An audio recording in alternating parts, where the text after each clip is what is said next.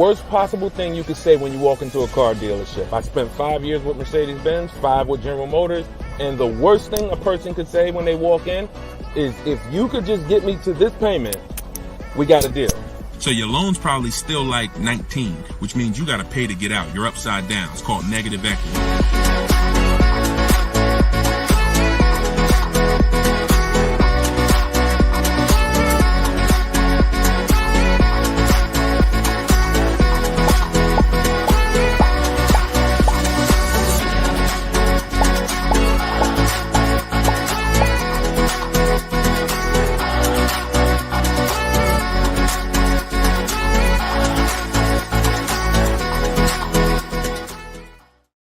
Welcome, everybody. Welcome to episode 7, I believe we're on, of Car Shopping Questions and Answers. We're live. Today is Thursday, 3 p.m. If you're watching this right now, then you are live. What we're going to start doing is we're going to start letting you know, because we do rebroadcast these shows all day, so you can, catch up on them. You can send friends and family to watch the rebroadcast. But right now, you are actually with us live. So welcome. If this is your first time here, can you type a 1 in the chat? Shout out to the first time people. I just want to see how many people are new. You've never seen me before. You've never been on a live show. Okay, Troop Chat, I see you, Troop Chat. Good to see you. I always like to know, because most of you probably have never been on a live with me before. What's up, Black Hummingbird? Great to see you. So hold on, I got Instagram on my phone here. And as you come in, first of all, I want to introduce myself, because you don't know me. My name is Deshone. I go by Deshone the Auto Advisor. I spent 14 years in the car business, 5 with Mercedes, 5 with General Motors, and 4 I ran my own brokerage. Now what I've been doing since 2020 is showing you how to get below market car deals on purchases, leases, used cars, new cars, everything from home. I'm the author of the book, the digital book, Cars from Home, 7 Steps to Saving Time, Money, and Avoiding Dealerships. And during the show, for 30 minutes, as part of our welcome offer, you can get your copy for 75% off. It's normally $97, but in my TikTok bio, in my Instagram bio, and in the comment section, you can grab your book. You won't leave the broadcast, so you can make sure you get there before the countdown, but you'll still be here tuned in with us. So I want you to start typing your questions, and then Dolan, who's moderating, is going to pull them into the show, and we'll answer them one by one. Okay? Start typing your questions. I see we already got one from Michelle here on TikTok. Bounce back. Type your question on Instagram. I see you. Type your question in. And could everybody who shares, share? I'm only talking to the sharers. I know who y'all are, and I'm talking to y'all. Shout out to the sharers.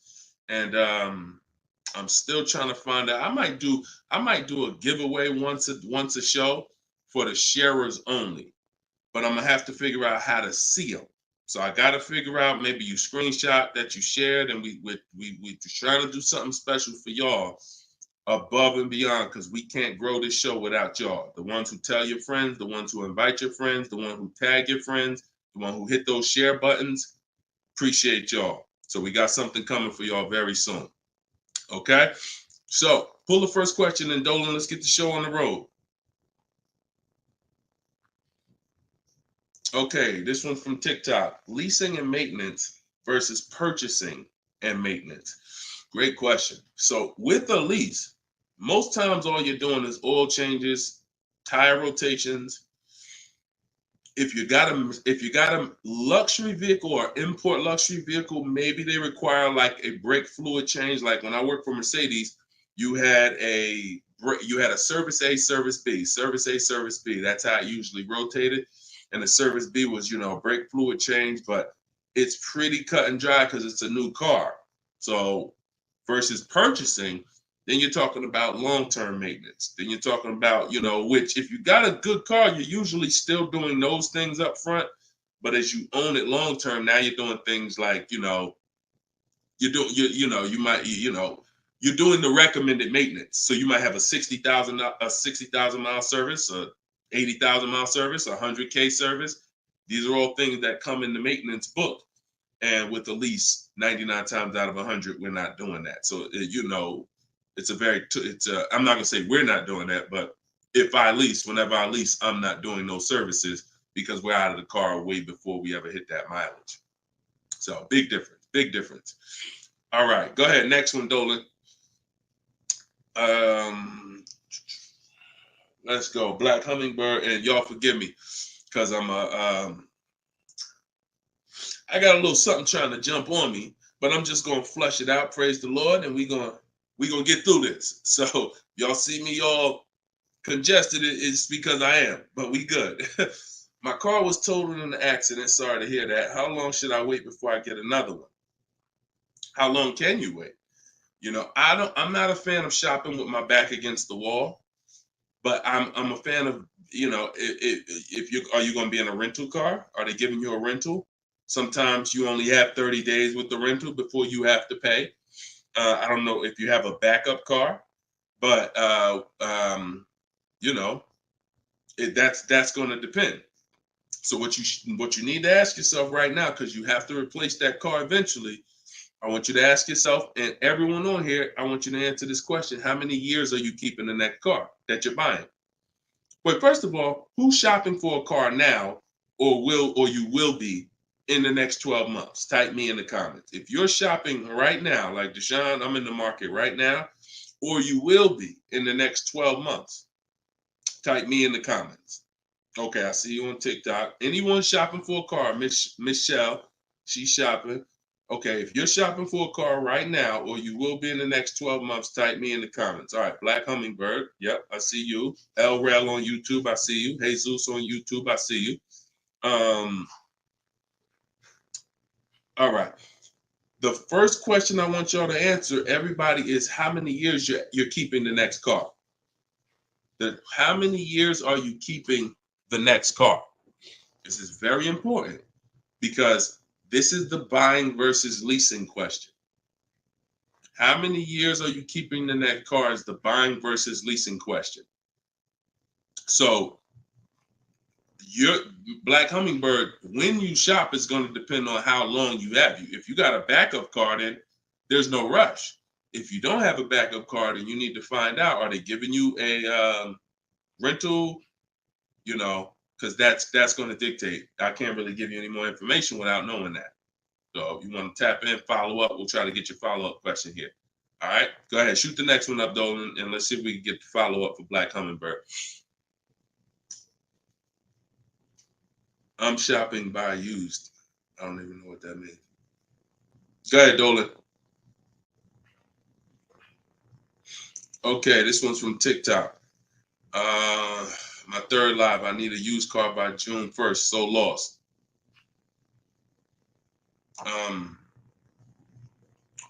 Where you lost? Everyone learns differently. So you have to ask yourself, how do you learn?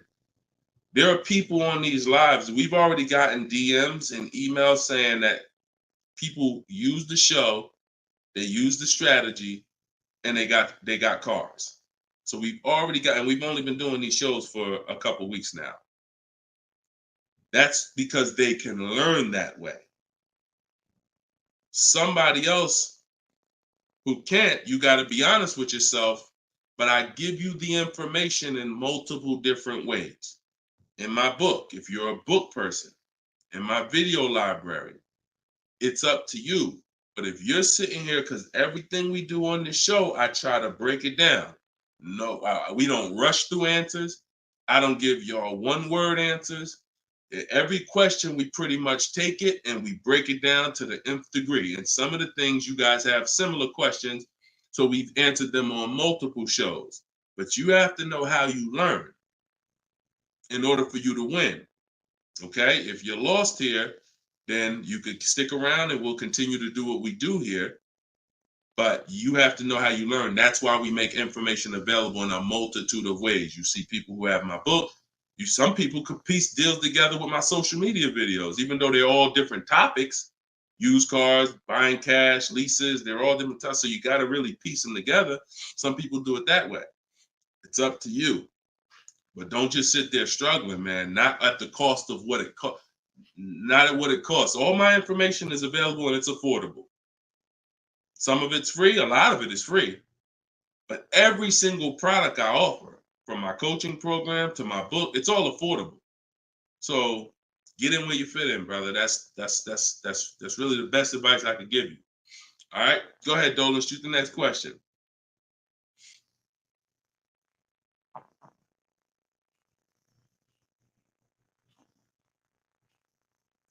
Okay, this one's from YouTube. LRel, what's going on? Peace, Deshone. I'm in the market for a used pickup truck for work. Never had one. How do I narrow down a reliable make model? Okay, so if I'm looking at you, the question you're asking is about the quality of the car, not finding a good one. So, example, let's just say there's a Dodge, a Dodge pickup truck. I'm just making this up, and that vehicle has a low reliability score.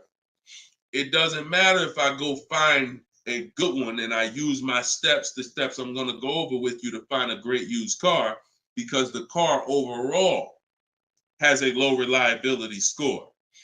Some Nissans have a low reliability longevity score because of their transmission. It doesn't matter if you use what I'm going to teach you to narrow it down to a great one, because the vehicle overall has a low longevity score. So I think the question you're asking is, how do I find a vehicle that has a good reliable one, and then I'll go shop for it. And because we could switch it. You could have a vehicle that has a high reliability score, high longevity score, but then you got a bad one because you didn't have a process on how to get it. So I think you're asking the first question, which is top level, how do I choose some good vehicles? And that's really Google, and we have a process. It's in our shopping process where we do a reliability check on every single vehicle. It takes 5 minutes to do. You're going to type in the specific year, because years change. You might have a 2019 that has low reliability scores. In 2020, they fixed it. So we got to make sure we're adding the year when we do this Google search.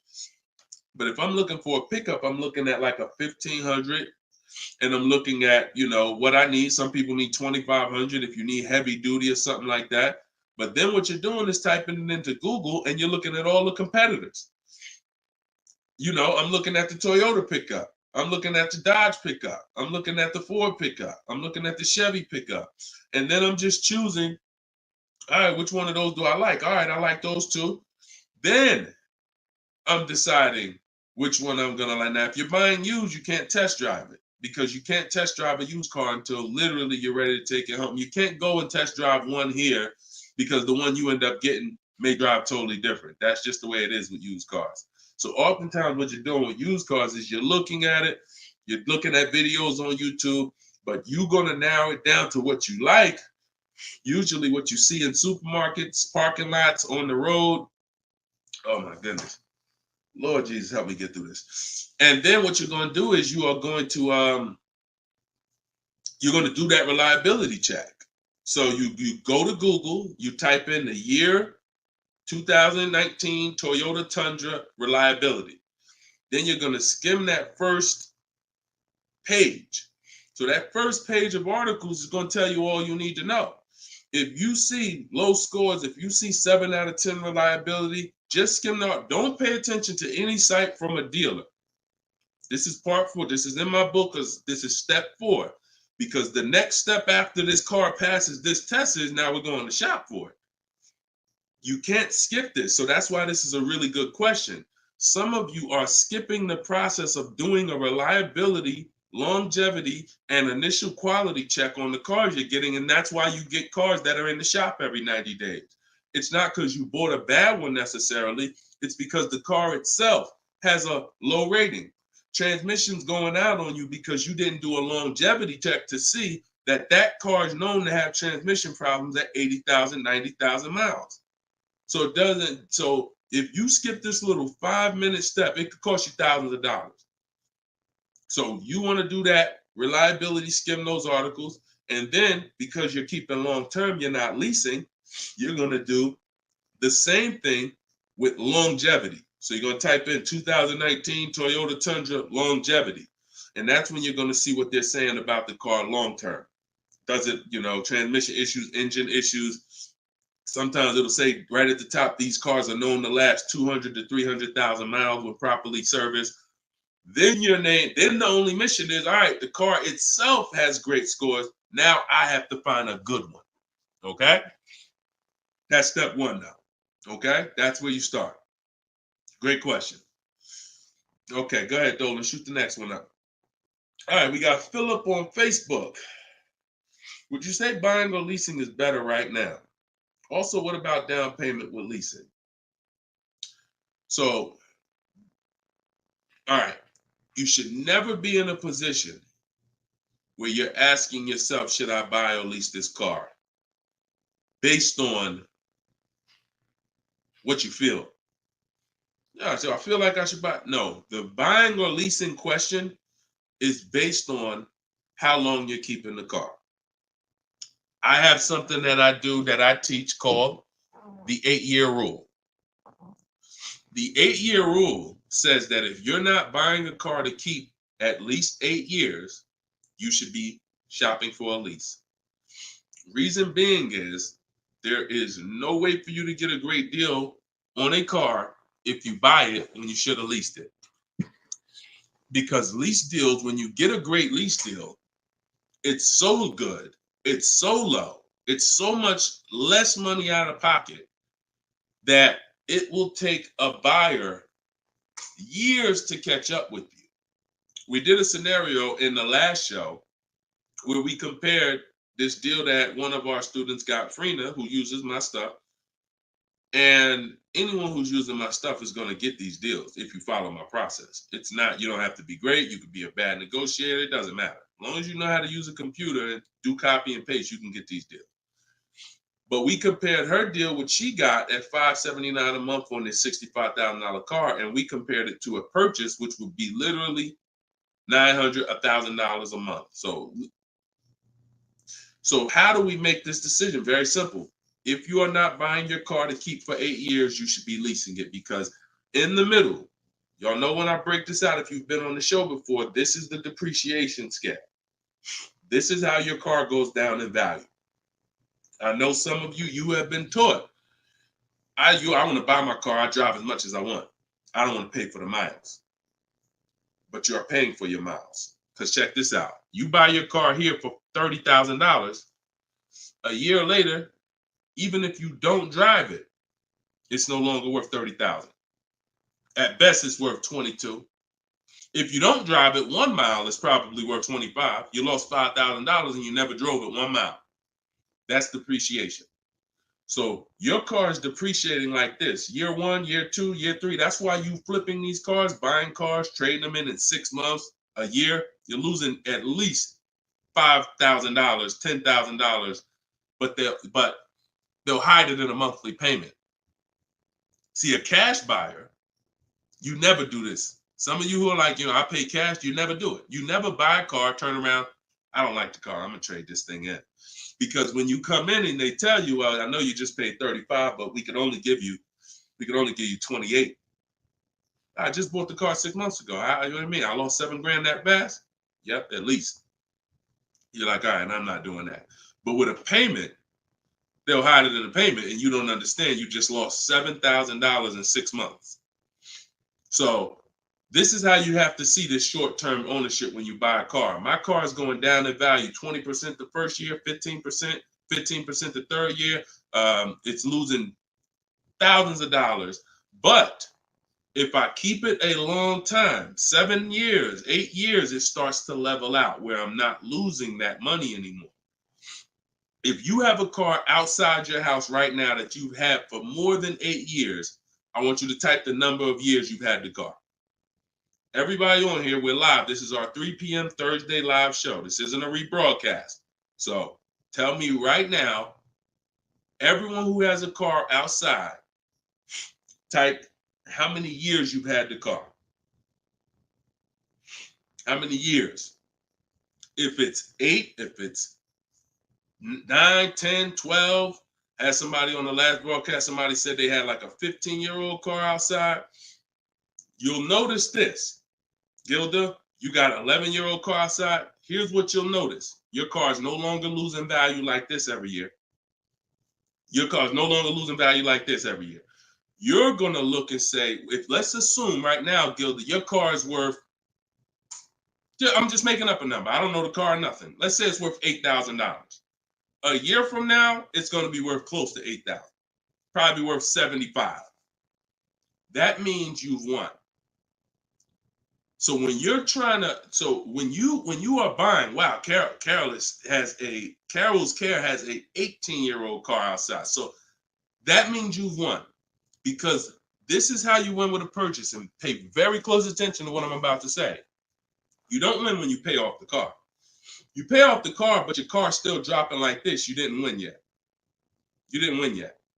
You win when you actually pay off the car and now the car is not dropping in value. You beat the depreciation. That's when you win purchasing. A lot of people were taught, don't keep the car that long. And that's where you're losing. That's why leasing is for you. Because there's only two ways you're going to avoid those hits. You're either going to keep the car long enough to get to where people like Gilda and Carol are. Look, Big Rich has these are people who kept cars long term, or you're going to get great lease deals where you're paying pennies on the dollar and you're winning. But those of you who are stuck in the middle, we got to get you out the middle, because you are losing the most money. You buy cars, you resell them. You buy cars, you trade them in 2 years, 3 years, you're losing the most money. You lease, but then you buy the lease. You're losing the most money. You're stuck in the middle.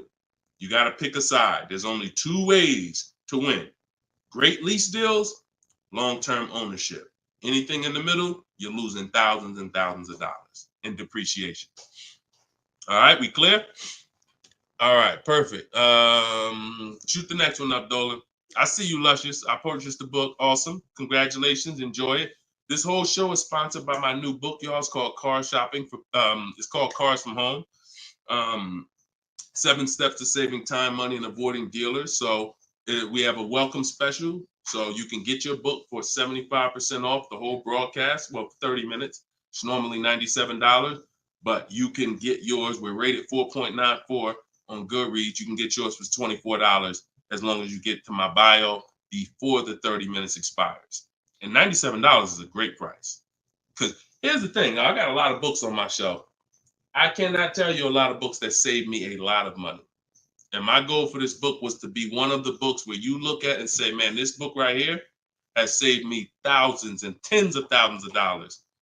And that's my goal for the book.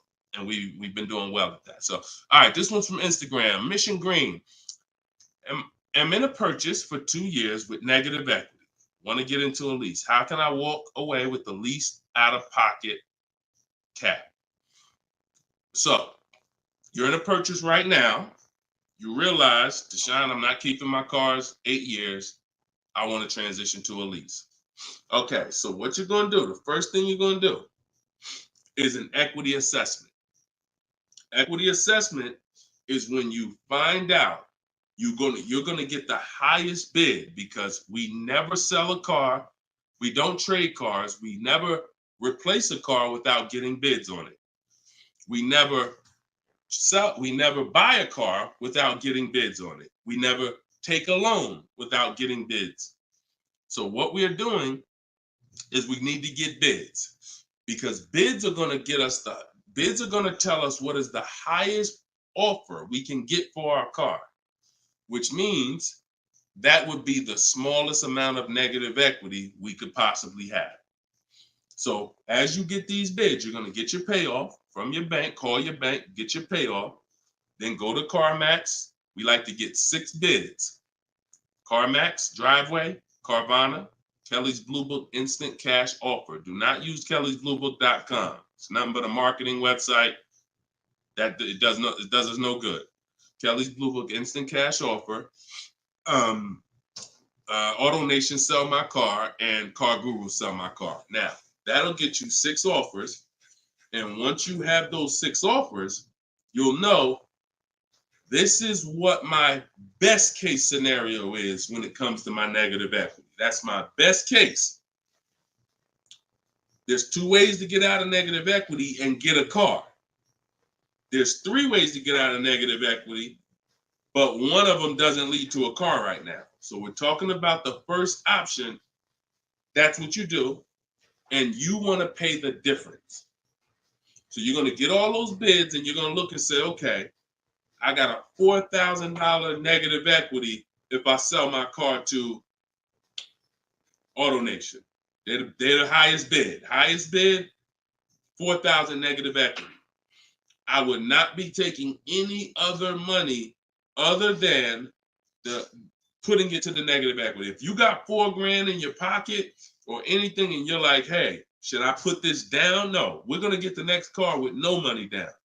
We need to minimize our negative equity by taking the highest offer from the online bidders. Now, once that happens, we close the gap, and that's the way to move. That's the best case scenario.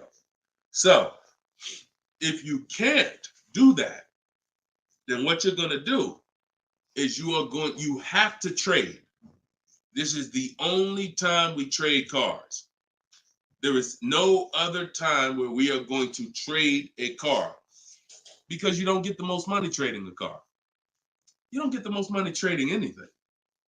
If you think about it, if you got a lawnmower and I got a bike, and I'm like, man, look, I'll trade you my bike for your I'll trade you my bike for your lawnmower.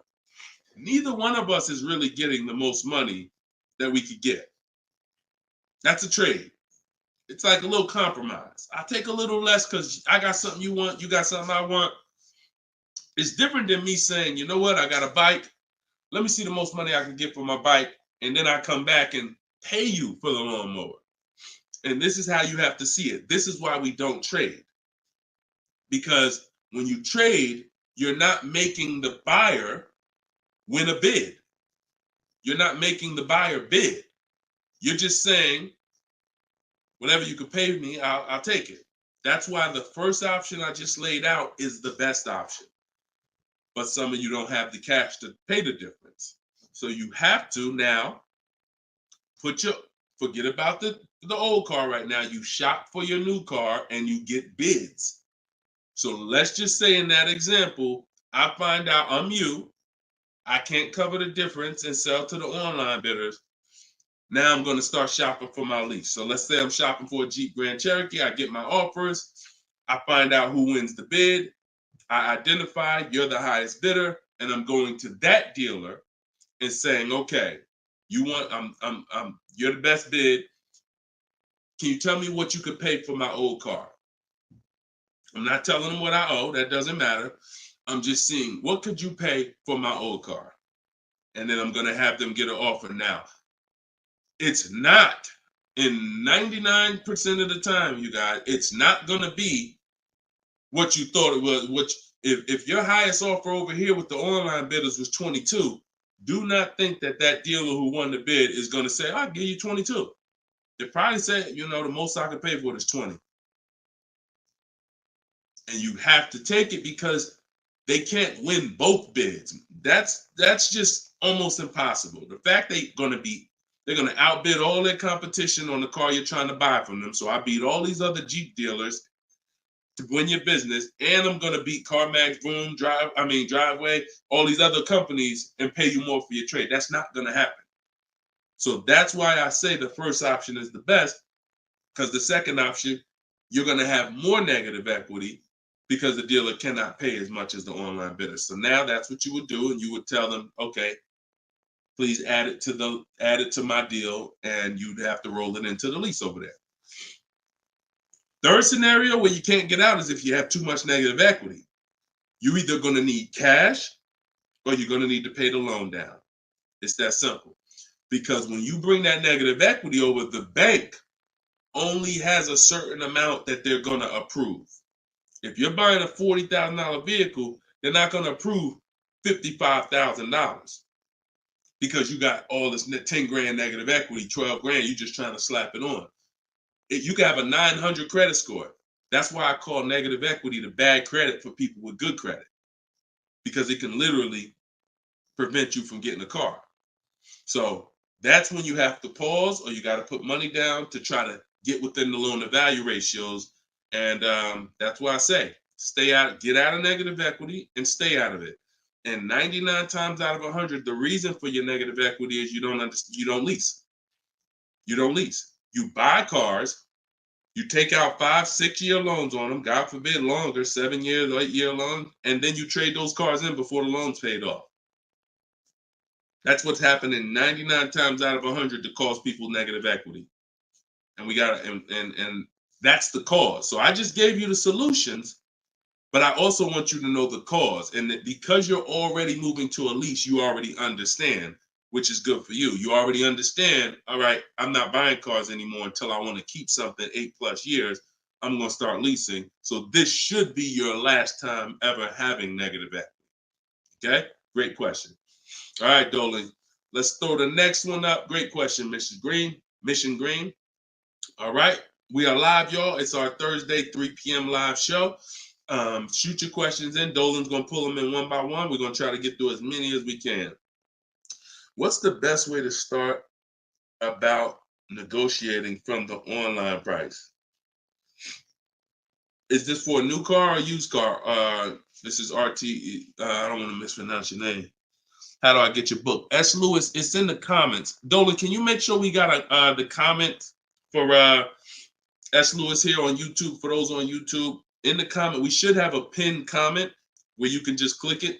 You go to deshonsbook.com, or you might be watching us on a screen. If you're watching us on a television screen, you can scan that QR code with your phone, and you can get it that way. If you're watching us on TikTok or Instagram, you can go to my bio. There's a link in my bio, and you can grab your copy.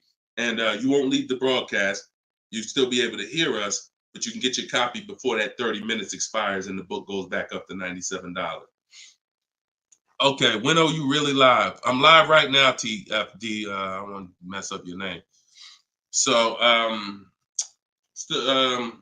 right. So I can't wait for you to answer, but what's the best way to start negotiating from the online price? So let's just assume are you talking about a used car? If you're talking about a used car, here's what you got to know. There's two types of dealers. One dealer posts great prices and sells cars very fast. That's I didn't witness this until I worked for a Lexus deal. I worked for Lexus for like 6 months. It wasn't for me. Great car, but it wasn't for me as far as the dealership. It's just I had already sold Mercedes. Mercedes was a little bit more exciting clientele because it's just a bunch of different people. There's luxury people, there's sports people, there's performance people. So I went back to Mercedes. But what I saw with this dealership was big on volume. Great price, not going to mark the car up a lot. So if you come in thinking, or if you call thinking, hey, take $3,000 off because you're programmed to negotiate, you're not programmed to know a good price. See, when you know the used car market, which is what I teach, this is what I teach in my book, it's what I teach on the show. You need to know the used car market because, and remember what I'm about to say, this is very important. What's hurting you is you don't even know a deal when you see it. I've had people who are looking, I'm literally making them an offer that I know the dealership is daggone my manager don't even want to do this deal, but they need it. We need the deal. We behind on our numbers. I'm selling the car. We ain't making, it's like pretty much a break even triple net deal. And they're still looking and questioning it. There's nothing we can do. And the reason why I never get in that situation, and the people who listen, if you listen to me, you'll never be in that situation, is because when you have multiple offers, you know a deal. See, the reason why those people would question if this was a deal, they didn't have enough offers. They didn't see that there's offers $2,000, $3,000, $4,000 more than the one I was making them to know confidently, Deshone, this is better than every offer I got so far. Let me take this and get up out of here. So you don't know a deal when you see one, and that's hurting you because someone who knows a deal, like me, or like somebody that listened to me, give you an example. Some of you are in the same town as some of you have my book. And some of you are actually shopping for the same car that someone else on here is shopping for. that means y'all are competing. So someone who's using my stuff and who knows a deal and who's sitting here talking to multiple dealers while you looking at one dealer slow and doing this, they're going to get that car out of before you even have a time to wonder if this was a good deal. Oh, you know what? That is a good deal. Let me call them back. That car's gone. It's gone. So that's the first type of dealer. They price the cars to sell, and they're not going to be online for more than 24, maybe 48 hours, and they're gone. The other used car dealer is dealers who price them high, and they prepare to negotiate. They're ready because they know people want to see a discount, and they're waiting for somebody like you to come in and say, okay, knock $2-3 grand off, you know. But if they're overpriced, what does it matter? If you're overpriced $3,000, $4,000, $5,000, and you take $3 grand off, you're still, it wasn't the best deal. So don't think so. Some of the best used car deals, when I bought my Infiniti truck, he literally only had $800 he could give me when I got there. I didn't ask for it when I was on the phone because, again, what I say, I'm trying to teach y'all the psychology. I don't want you to know everything that goes on behind the scenes. I just want you to know what to do. But every now and then I got to tell you why you should be doing this. When that car comes on, and that dealer knows this is the best price in the market, this car is not going to last for 48 hours. You call them and say, hey, could you do another 1,000 off? Click, not even interested. One, the car just got here. I don't know who you are. I don't know if you're serious. Listen, we ain't got no time for that. What we do when we find that best car is we know we've done all our research online from home. I'm on my way. Only thing I need to know is, has the car been smoked in? Because I can't see that online. That's the only thing. We verify that there's no fake fees, because some dealers will price a car low and then they add fake fees because they want you to come without even asking them about the fees. And the second type will, hey, the car's been smoked in, and if you don't ask them, you'll get there and be like, oh, car smells like smoke. That's the only two things we verify. No bogus fees. Nope, hasn't been smoked in. I'm on my way. Then when I get there, we test drive. Car meets our test drive. All right, boom. Can you do another 500 off, 700 off? Because I already know it's the best price in the market. See, when you know the market, you negotiate intelligently. When you don't know the market, you come in, hey, listen, take $3 grand off.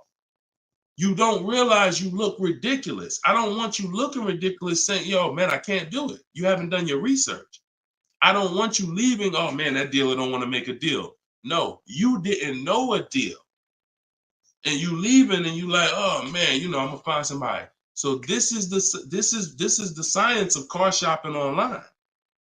This is the science. You gotta be able to know, is this car the best price in the market? If so, I'm not gonna ask for any discount until I get there.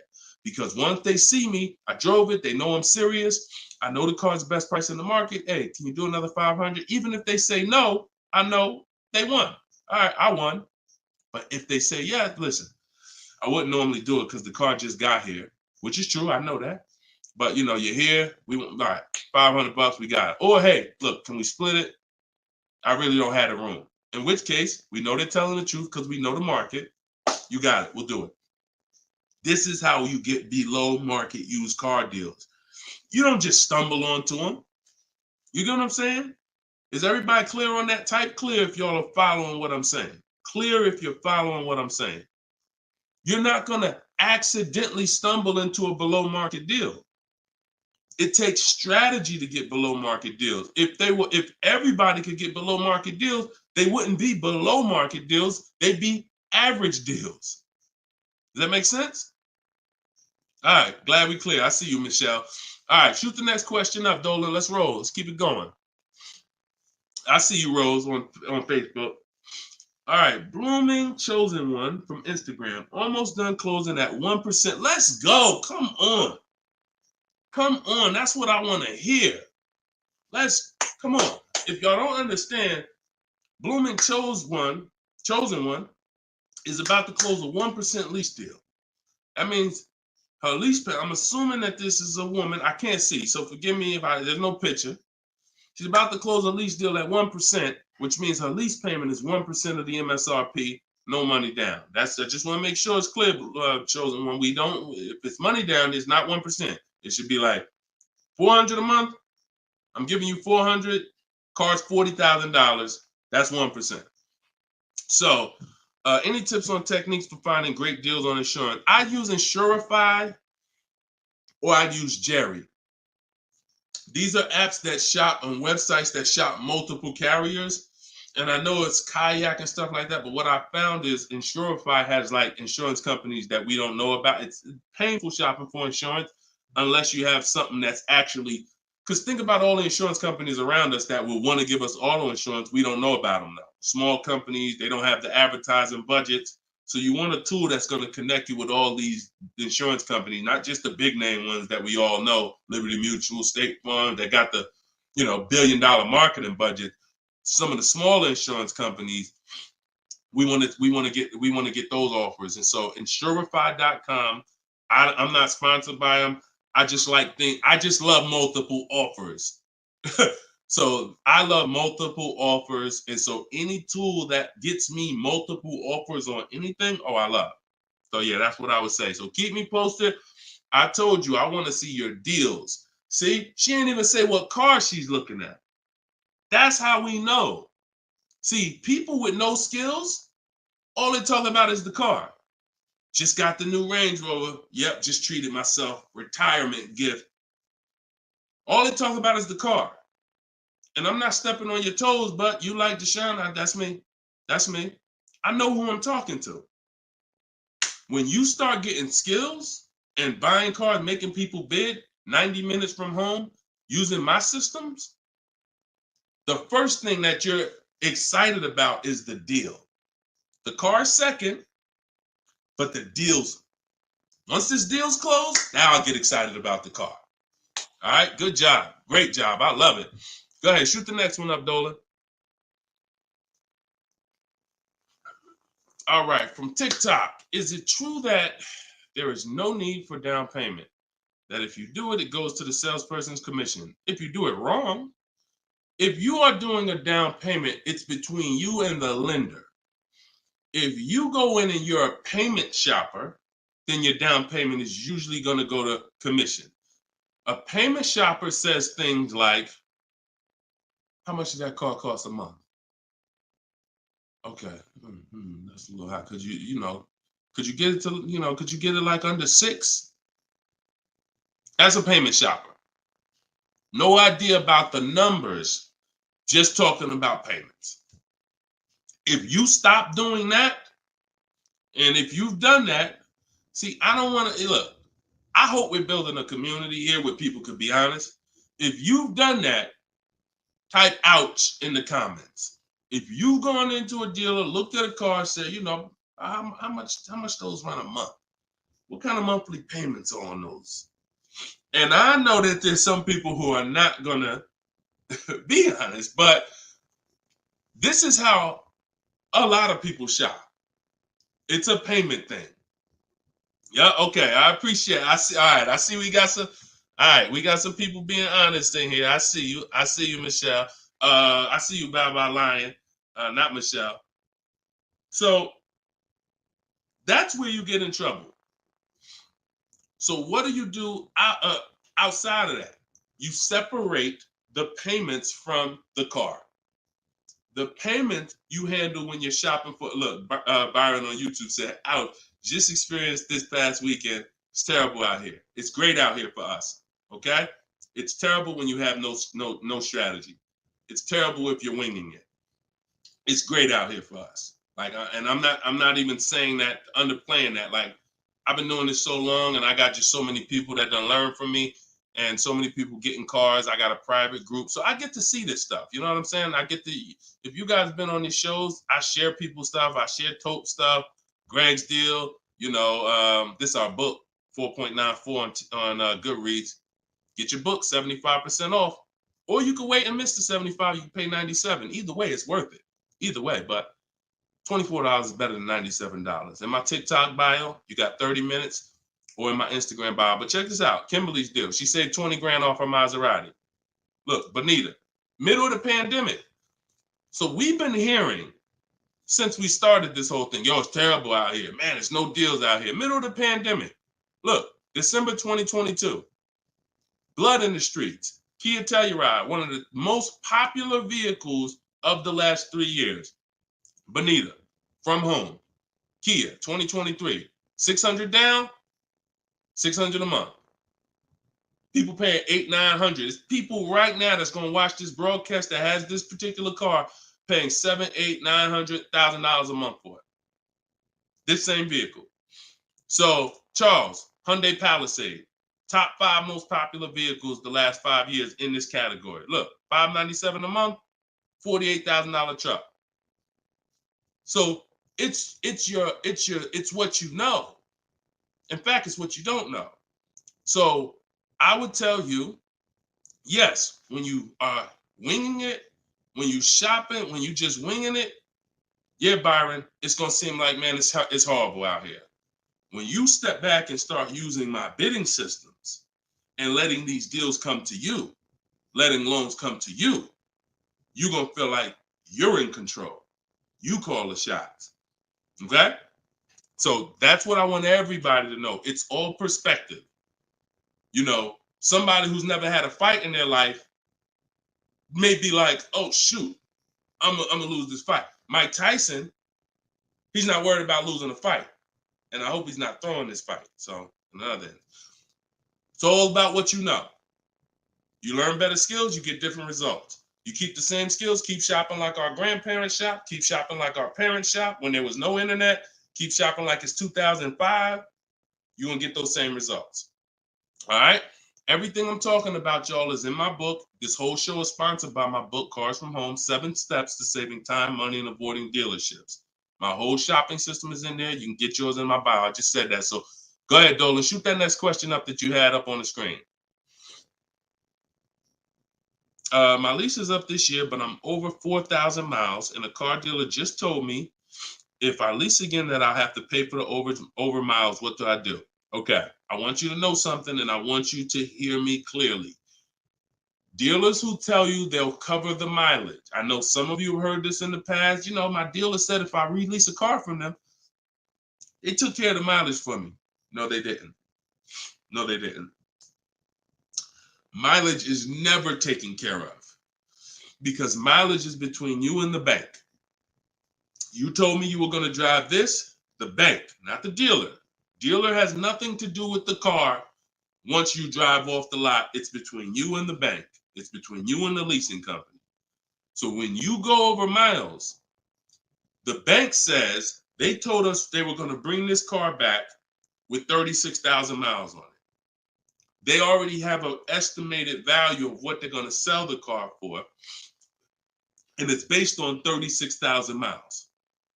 That's why if we're under miles, we always do an equity assessment. You're going to do this either way, Miss B, but this is one of the main reasons when we're under miles, it doesn't matter, because if we drive less than we told them we were going to drive, we want to see if there's any equity that we can actually pull out. If you didn't know you can sell a lease, yeah, that's another discovery. Aha moment, you can. We've been doing it for years. So, but going back to this case, if you're over miles, you got to pay for it because you can't give it back to them. It comes out of their profit. So what do we do to try to minimize this? One, we don't let a dealer tell us we're going to work this out for you. We have to do our own equity assessment. So you want to see what your position is. You want to call the leasing company, get your payoff. This is the second step in my process. Once you know whether you're going to buy or lease again, that's step one. Now, if you have a car to replace, you own it, you lease it, doesn't matter. Anything you're replacing, we got to do an equity assessment on it. So we're going to call the bank, get our payoff. If it's paid off, obviously we don't have to do that. And then you're going to get that payoff, and then you're going to get those offers I talked about earlier in the show. If you missed it, I don't want to go through the whole equity assessment process because we already did it.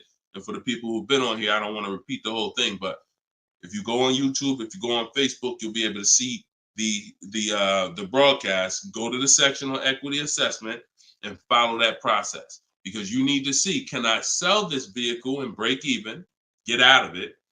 Or if I have a mileage penalty, you know,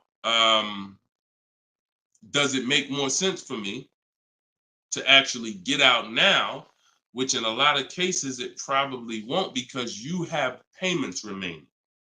So if you got out now, see, if you sell it, it's clean. So if you sell it, and it goes back to what we were talking about with what somebody asked the question about the negative equity. Let's just say I'm you. I do my equity assessment. I find out to get out of the lease, I got to contribute like $1,000, but I could get out now. When I sell a lease, there's no penalty. It's literally no payments due, nothing. It's everyone's whole. That's the only way everyone's whole. My second option is I got to account for the payments I have left on my contract. If I got 5 payments left at $500 a month, that's $2,500. Does it make more sense for me to get out now and pay those payments? Probably not. Or does it make more sense for me to just wait and take the mileage penalty? So those are the 3 things you're comparing. Selling the car, and you're seeing what's the least money that comes out of my pocket. What's the best of those things? Selling the car, getting out now and taking the payment hit, because all those payments are going to be due. They're going to have to be rolled over to your next vehicle, or driving the car until you get close to the end of the lease, and maybe maybe it depends on how much you drive per month. And maybe you're 8,000 miles over, and that's a $2,000 mileage penalty. So these are the things you have to think about. But I'm telling you that if you just walk into a dealer and say, hey, could you work this up for me? Now you don't even have the luxury of guaranteeing you got the best price on the car. So now, because they see you as desperate, oh, she needs help. She don't know what she's doing. So let's just work these numbers, move these numbers around, and tell her, hey, we got you to this payment. Does that work? Now you're a payment shopper and you don't even know. Just give me to a monthly payment that makes sense. You didn't realize that you overpaid, and they're packing that deal, and you overpaid by probably $4 or $5 grand because you wanted to let them do it. So those are 3 scenarios, and it all starts with the equity assessment. Because like I said, you might be able to do that equity assessment and find out, oh, I could come up with $1,000 and I'm out of this thing clean right now. Or you might break even. It depends. That's why it's always an equity assessment. Equity assessment is probably everything in our process is important, but my God, skipping the equity assessment, you're skipping probably half of your transaction. Okay? And if you don't know how to do equity assessment, watch the show earlier. If you have my book, it's all in there. It's up to you. Go ahead, Dola, shoot the next question. Bought your book. Thank you for doing this. Thank you, Michelle. Enjoy it. Use it. Use it and win. For the rest of your life, use that book. And it's a digital book, so you don't have to worry about when it needs updating. I just update it. You'll open it one day. Like, let's say you get your car now. A year from now, you open up that book and you're like, all right, I need another car. My spouse need a car. My child need a car. Man, wait a minute. There's different stuff in here. That's why you always keep the email I send you with the master link in it, because that's where I update the book. All of you who got the book, when you download it, don't save the email, because when you click that master link, that's where I update the file whenever something changes. So, and I couldn't do that with a print book. I can only do that with a digital book. Yeah, don't worry. I don't do trades, J. Paul. So if you ever see somebody selling crypto, all of that, like anybody with a decent amount of followers is going to have knockoff accounts. Like, I do car education. That's all I do. I don't do crypto. I don't do none of this other stuff. It's been fake Deshone the Auto Advisor accounts since we was on TikTok. We got 1.5 million followers on TikTok. The fake Deshone the Auto Advisor account started popping up. Nothing we can do about it. You got to watch it, though. Watch it. Okay, this one's from Instagram. Considering a lease of a Lexus electric vehicle. First time lease customer. Do you have any advice shopping for a lease premium electric vehicle? Same process. Same process. My system doesn't change. I'm gonna tell you, there's only one scenario where it changes, but electric cars, look, doesn't matter. Look at Sean. Bids. F-150 XLT electric. Bids. $73,000 vehicle. He got it for 57. He saved over 20 grand. Bids. That's electric. Electric. You don't know what rebates there are. You don't know what's what. Rolls Royce. Bids. Popular cars. Bids. Exotic cars. Bids. Doesn't matter. Process is the same. The only time that bidding is not called for when purchasing the car is with Tesla or any manufacturer where the price is set. No matter where you go in the country, it's the same price. You buy Tesla in New Jersey, same price in California, same price in Minnesota. One price all around the country. You order the car. That's it. I don't care if you have GM supplier pricing. That everyone's doing a different price. Some people are not going to tell you. They won't tell you what the rebates is. Some people, oh, Deshone, I'm a Ford employee. I get Ford special pricing. Bids. Because 80% of dealers are going to lie and not give you the real Ford special pricing. Everything is bids. Put everything under there. All right? Go ahead, Dolan. Shoot the next one up, brother.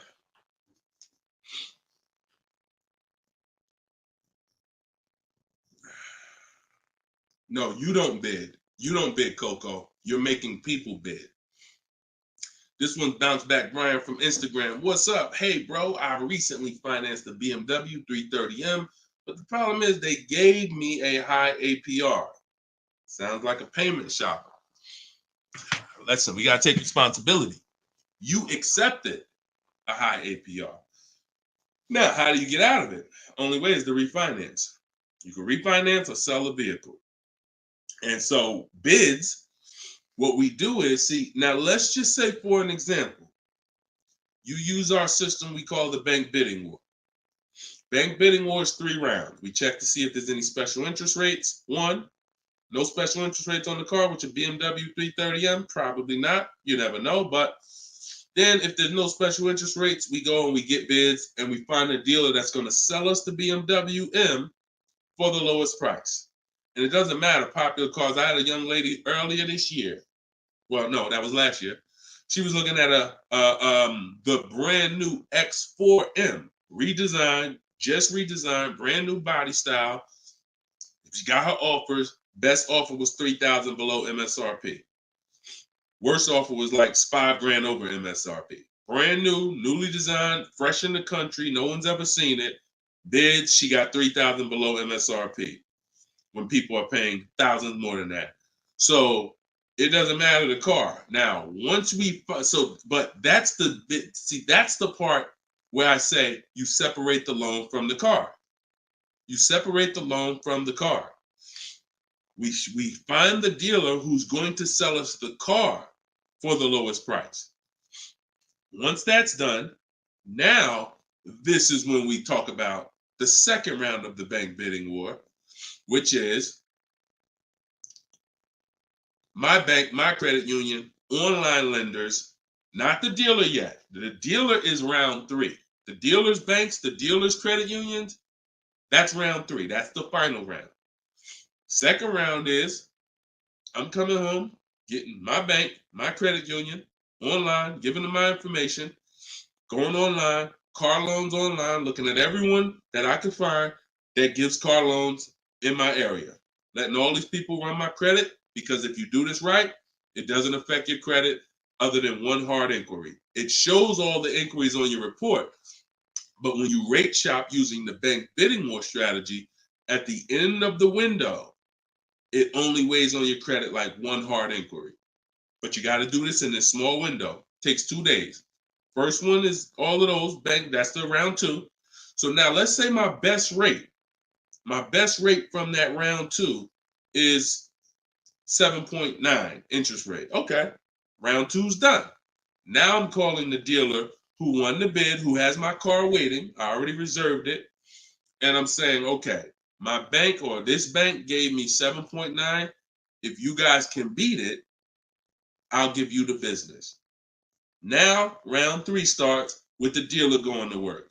That's when the dealer's bank. See, the problem is the dealer was your first offer for financing, or one of your first offers. The dealer, when properly done, is our last offer.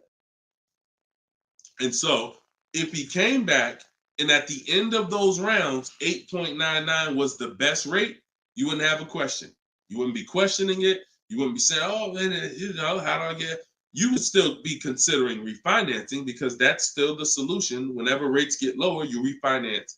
But you wouldn't be it wouldn't be they gave me that. It would be that was the best rate available at that time. So that's why you need to get bids for future reference. But in your case now, all you can do is find somebody to refinance the loan. And that's what you do. Type in car loan refinance online.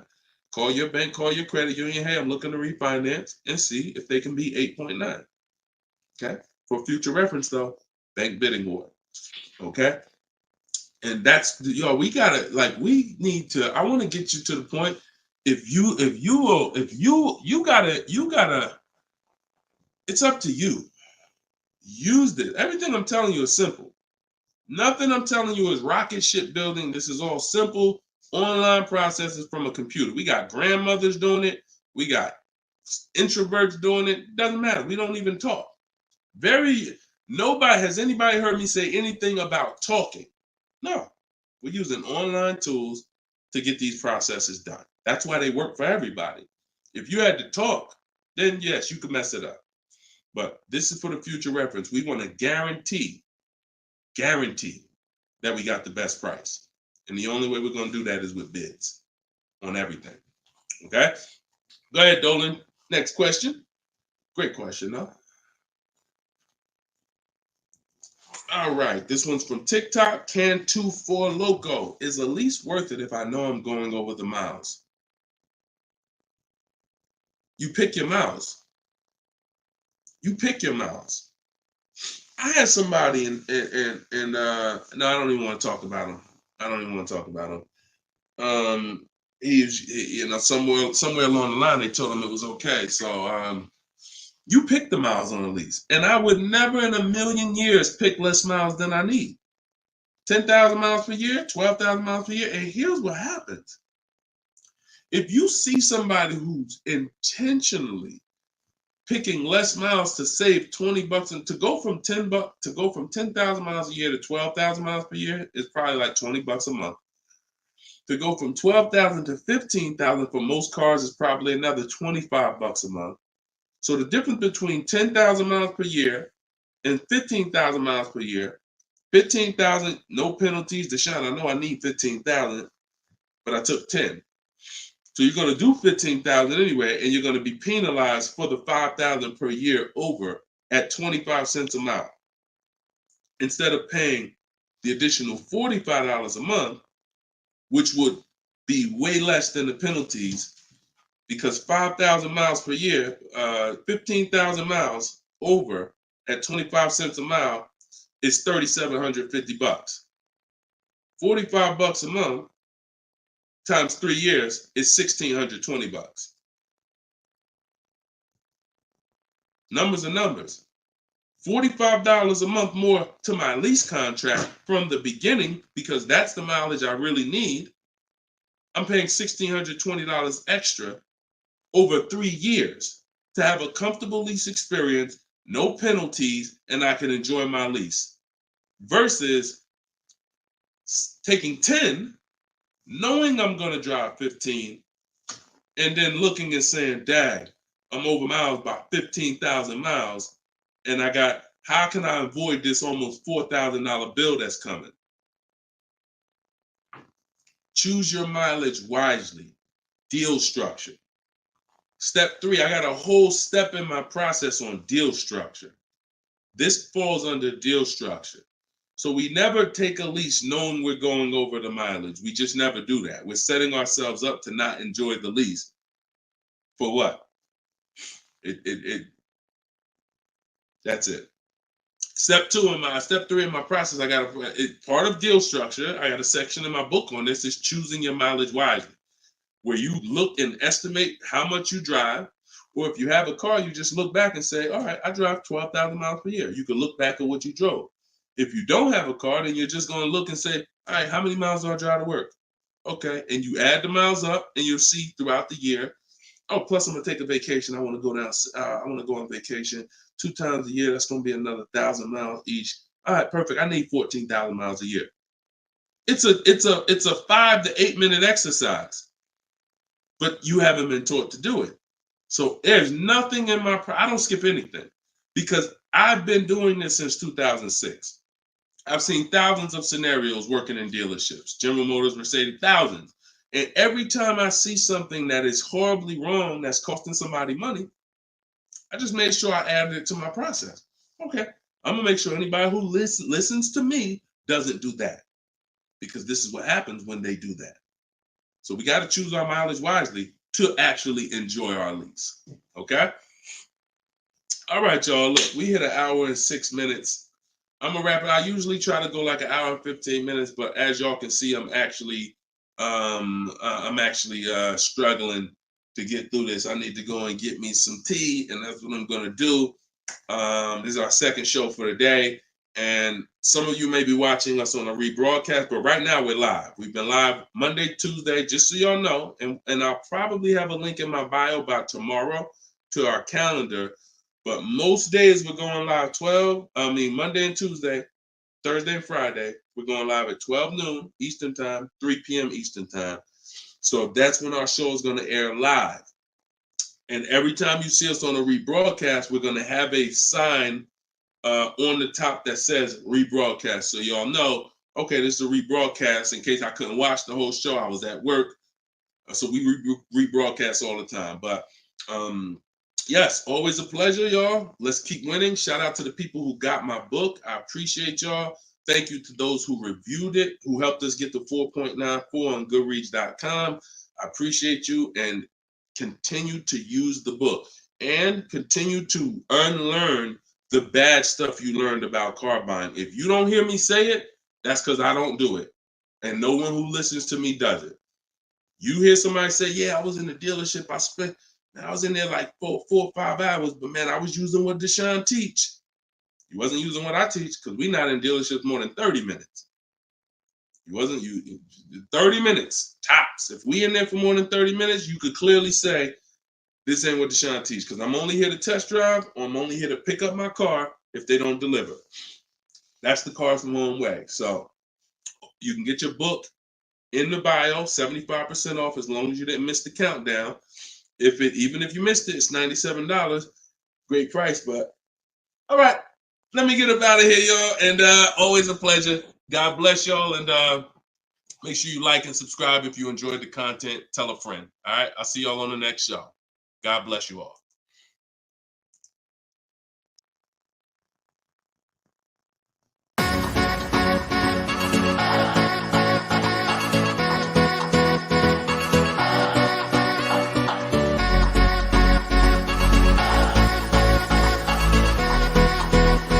The worst possible thing you could say when you walk into a car dealership. I spent 5 years with Mercedes-Benz, 5 with General Motors, and the worst thing a person could say when they walk in is, if you could just get me to this payment, we got a deal. So your loan's probably still like 19, which means you got to pay to get out. You're upside down. It's called negative equity.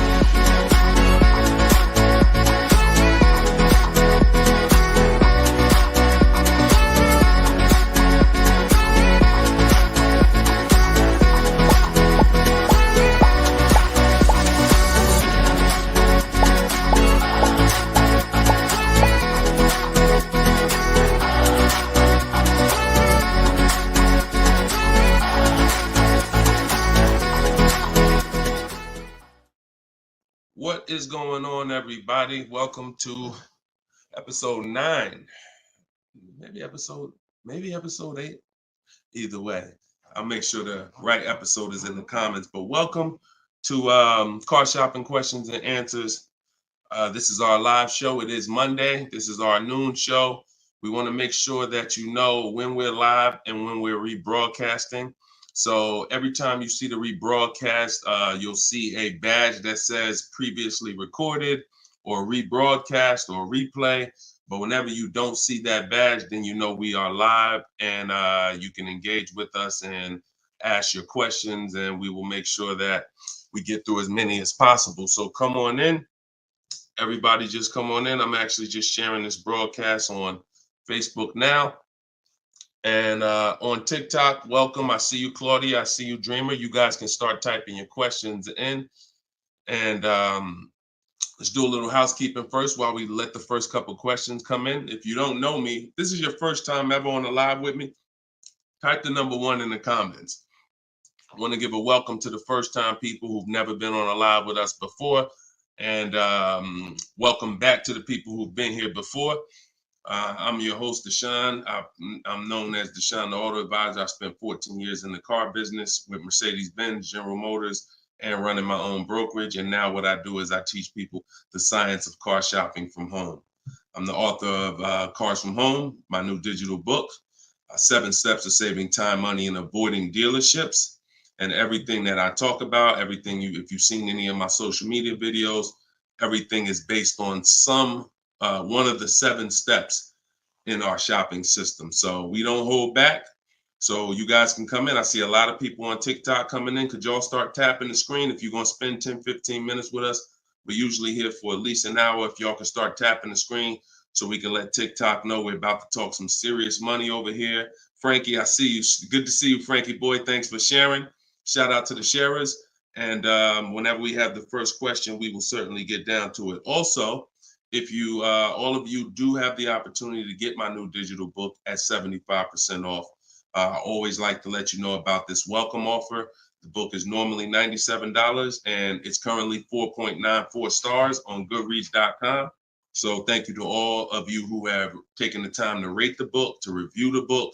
But most importantly, thank you to everyone who's using the book so that you can stop car shopping like our grandparents. No offense, but most people are shopping the way our grandparents shopped before there was internet, before there was leverage. And my mission is to show anyone who's willing to listen how to stop doing that and how much money that's costing them today. All right. Did we get the first question yet, Dolan? If not, then listen, you know I could keep talking. Okay, here we go. Instagram. Shout out to Instagram. All right. How long should you wait to refinance? It's a good question. I would refinance when it makes sense. If you have rates are high right now compared to where they were a year ago, 2 years ago, 3 years ago. So if you guys are in a higher interest rate than you could qualify for today, then you want to refinance as soon as possible. If you have an 8% rate and you could refinance to a 6% rate, you guys know on this show, if I talk about the money, 2% on a $30,000 loan is thousands. That's not hundreds. So if you have it, on some of you have improved your credit. So you may have had a lower credit score a year or 2 years ago when you got your car, but now your credit score is higher. So you want to make sure you are following this guideline though. Most of the people who want to loan you money want you to take more for longer. That's just what they want you to do. I am of the mindset of you don't want to stretch the loan out long. You don't want to stretch the loan. You don't want to stretch so if you've already paid for a year or two, you don't want to stretch the loan out longer because they'll want you to take it longer. They'll tell you right up front, if you take a 6-year loan, your payment's going to be this. Meanwhile, you've already paid for 2 years. Don't fall in love with the new lower payment. Fall in love with paying as much as you can at the higher interest rate. So if you can pay a higher payment for 4 years, pay the highest payment you can to get the loan out of the way faster. Don't be tempted to stretch out the loan and go longer with it. Or else you're falling into that trap. Like I said, people want to loan you money, want to lend you more for longer. They take it for 6 years. You could always pay it off earlier. They're hoping you don't. Okay, so that's typically the rules of thumb that I like to follow. All right. This is from Instagram. Well, this is Luna. I was desperate and just got the first deal. I set a very high payment. Can I refinance for a smaller amount? Luna, weren't you on the show a couple days ago? I was desperate and just got the first deal. I set for a very high payment. Can I refinance for a smaller amount? It's probably going to be early for you to do that. Did you? Hold on one second. If you hold on, let me open the Instagram comments so I could actually see. I know Dolan's bringing the comments to the show, but I want to make sure I could actually see the Instagram comments. Hold on. Okay. So because if you just got the vehicle, I mean, you could try to refinance, but it depends on how high of a rate they gave you compared to what you could have gotten if you would have followed like our bank bidding war process. You bought a brand new 24 Mitsubishi. Okay. Haven't you been on the show, Luna? This isn't your first time, right? You've been here. You've been with us for a couple. You've been with us for oh, it was in December 2023. Okay. I appreciate it. Thanks for the information. That's why I wanted to see the comments so I could actually have the dialogue with you. Yeah, I mean, that's all you could do. You could try and you could try to refinance online. You can go on Google and type in auto refinance online and start to see what those companies look like and see if but you need to know your rate, and then you need to know what the companies that'll refinance you are offering you and see if it makes sense. If you got a higher rate than you could have gotten, then certainly you can refinance. If they got you the best rate that you could qualify, then you may have to wait a little longer, but usually, it doesn't hurt you to check, especially if you're in a considerably high interest rate. You certainly want to see if there's a possibility, because like I said, 2 points, 3 points on an interest rate is thousands of dollars, not hundreds. All right, TikTok, y'all gonna spend some time with us. Can y'all tap the screen and shoot the likes up if you're gonna talk money with us? Here's the thing, y'all. I'm gonna be honest with y'all. Y'all know I've been this way from day one, and I can't be any other way. I'm considering, and some of you know, I'm gonna tell y'all a story because I'm gonna keep this real, real, real, right? So in 2021, we did a podcast. It was called the Auto Advisors Podcast. The Auto Advisors Podcast got 10,000 downloads in the first 90 days, which was a great metric for a new podcast. I stopped it. You know why? Because we're in the way the podcast is, and I'm just keeping it 100% with y'all. I'm never gonna stop doing the information, but if people don't engage with the show, then we'll just keep the rebroadcast going. The rebroadcasts are great. I'm 100 for my lifestyle, for my getting the information out. We do tons of free social media videos. I just don't want y'all to be questioning, Dad, why Deshone not doing the live show anymore? Because the live show needs to make sense. I've been telling y'all to share. I look at the shares. I see the people who come regular. I see not a lot of people share. All good. I just want y'all to know that when you can't ask the questions and you got to just do the rebroadcast, that's going to be the reason why. That's really going to be the reason why. Because we can sit back and we can let this live stream go 24/7. I love it. Dolan runs it. It's great. We sell a lot of books throughout the day. People get their questions answered. It's great. If y'all like Deshone, I would really like to ask questions and have the opportunity for my family to ask questions and get their questions answered, then y'all gonna have to show up. Y'all gonna have to show up. It's always been that way. Now, we're gonna have information everywhere for you. Free social media videos, my free masterclass is in my link in my bio. But if y'all want to keep this show going this way live and not just see 24/7 rebroadcast, then y'all gonna have to make sure y'all show up. And if we don't see the likes and we don't see the shares, then it's all good. That tells us everything we need to know. because there's nobody out there doing what we're doing right now. So if it was 20 other people doing these shows, then I understand. We got to make sure we're better than them. There's nobody doing what we're doing right now. So it's up to y'all. All right, so Dolan, let's go. TikTok question. Can I get a new lease with no money down and get the same car payment monthly, turning my lease in soon? But that depends on how good you're going to shop. See, if you got, a lot of people are going to be fooled into this conversation. Car salesman calling them saying, hey, I could get you out of your lease, keep your payment the same, and you'll be good. That's the conversation they're going to go for. Now they're going by 2021 and 2020, well, really 2021 payments, which were the highest in history. And what they're depending on is they're hoping that most people don't ask a question. You already been paying this, you already been paying the high payment. What if I could put you into 2024 for the same price? Meanwhile, those prices that you were paying were ridiculously high. All through the pandemic, most 99 probably percent of people were paying ridiculous payments. That's why I always show Bonita. So when you look at Bonita, Bonita is the one who got one of the most popular vehicles during the pandemic. It was a Kia Telluride 2022. She got it for $600 out of pocket, $600 a month. It was like a 1.25% lease. How?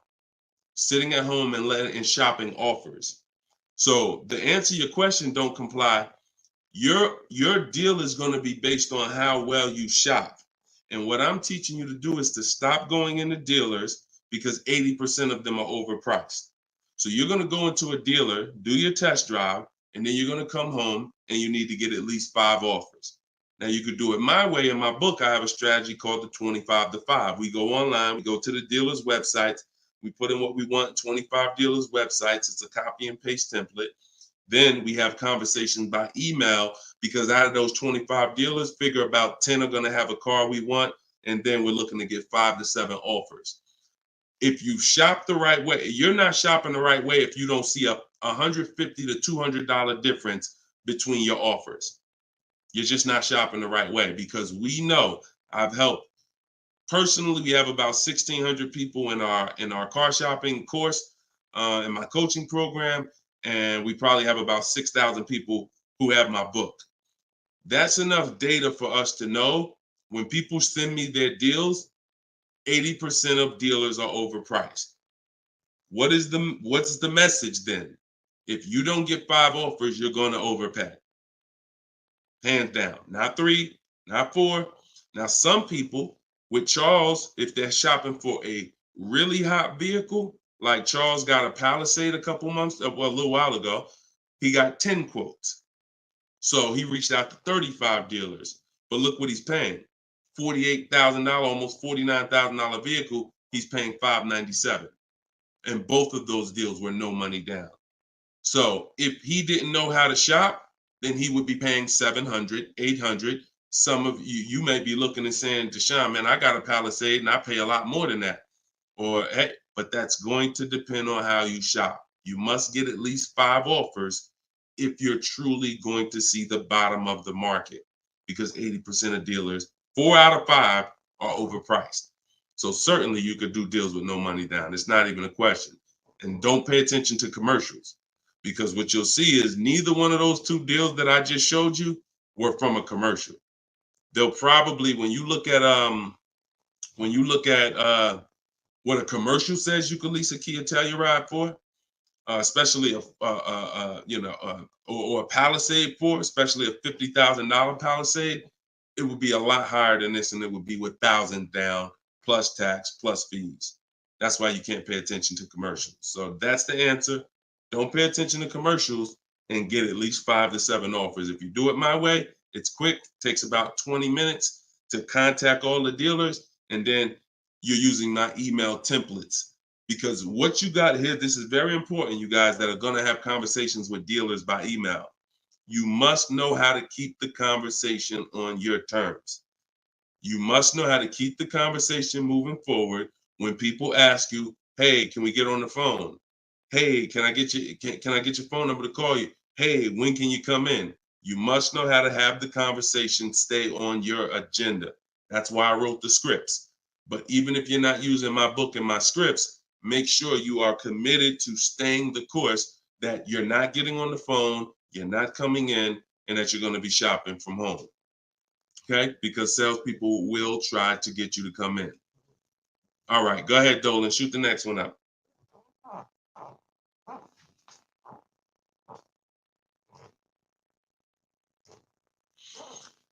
Okay. Hi, the dealer wants to run my credit card. I just watched one of your videos and you said don't let them do that. They want to run your credit card for what? Let's give Bless the chance to type. Are you purchasing something? They want to run your credit card to run your credit? Or did you mean they want to run your credit? What are they trying to run your credit for? I mean, your credit card for. Now, if you have made a deal with somebody, when we make a deal online, oh, you mean running your credit? For what? What's the purpose of you running my credit? And that's not even what the ad. See, when you request your offers, you're requesting your offers by email. And we're always telling them assume tier 1 credit. There's nothing else for us to focus on. What is the purpose? Now, again, let the 80% do what the 80% do. Lie, tell you stuff. You need to have other dealers in your inbox to know. Sometimes people say, well, Deshone, this dealer said, this one dealer said they don't lease. I said, okay. How many other dealers that you talked to said that? No one yet. Okay. When 80% of them say that, that means they don't lease that car. One dealer, they might be having customers come in, don't know what they're doing. Oh, yeah, no, we don't lease. Oh, okay. Well, I guess how much is it to purchase then?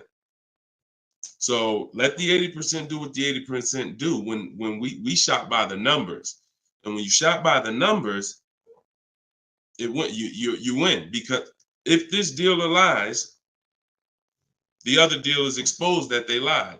So one dealer says I can't lease, and then 4 other ones give me a lease offer. Clearly, you were lying. So don't worry about what one dealer says ever. That's why you need to be having multiple conversations at all times. Trying to get my payoff, my car finance. Shoot Jerry's. Can you put Jerry's question up from Facebook here, Dolan? Okay, trying to get my payoff. Thank you, Dolan. My car finance company says contact dealer. Should I contact dealer? What the heck kind of broke leg, half-wit finance company you with if they telling you call a dealer for your payoff? What's the name of the company? What's the name of the company? You got to realize how the banks is in bed with some of these dealers, and you're going to understand that. The dealers couldn't have did Hyundai.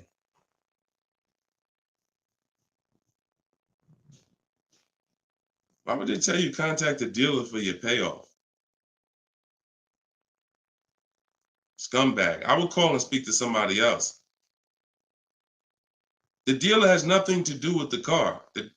If you don't pay that Hyundai, you don't pay your payment for 3 months, is the dealer coming to get the car, or is Hyundai coming to get the car? No, forget about the dealer. The dealer is just a franchise.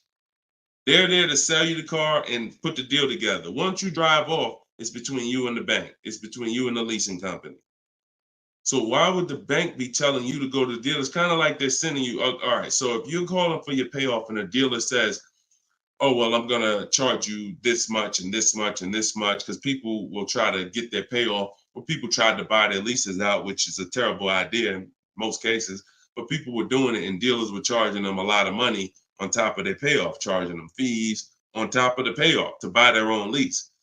So I would call Hyundai and I'd ask for somebody else. I literally try to escalate that. Can I speak to a manager?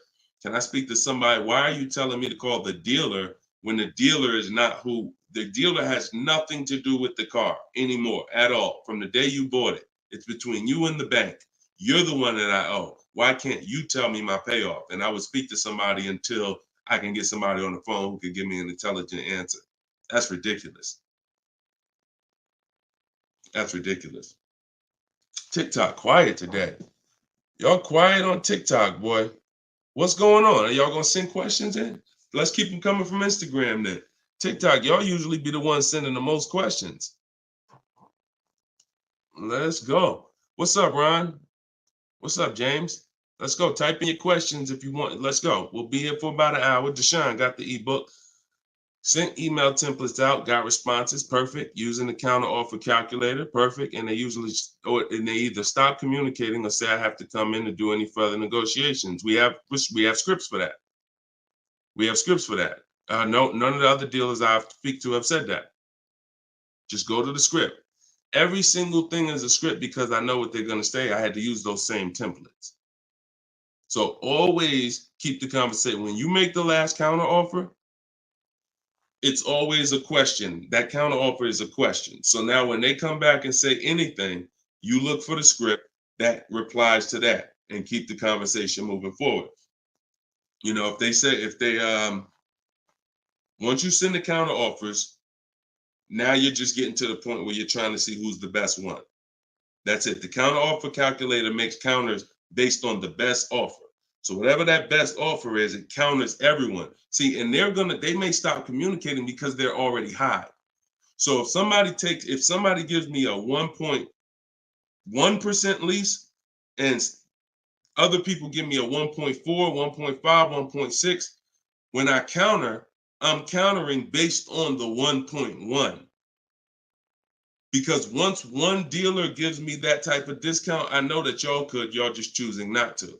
That's why if they say, how'd you come up with that number? The script is always, it's a little bit lower than my best offer I have already. So they know you can act like this is the bottom price that you have, but we already have the best offer here. That's why we always put in the offers, and the counter offer calculator creates the counter offer based on the best offer. I don't care if none of y'all reply anymore because y'all already showed me y'all are overpriced. So I'm gonna let you know that based on my counter offer, I know this deal could be done.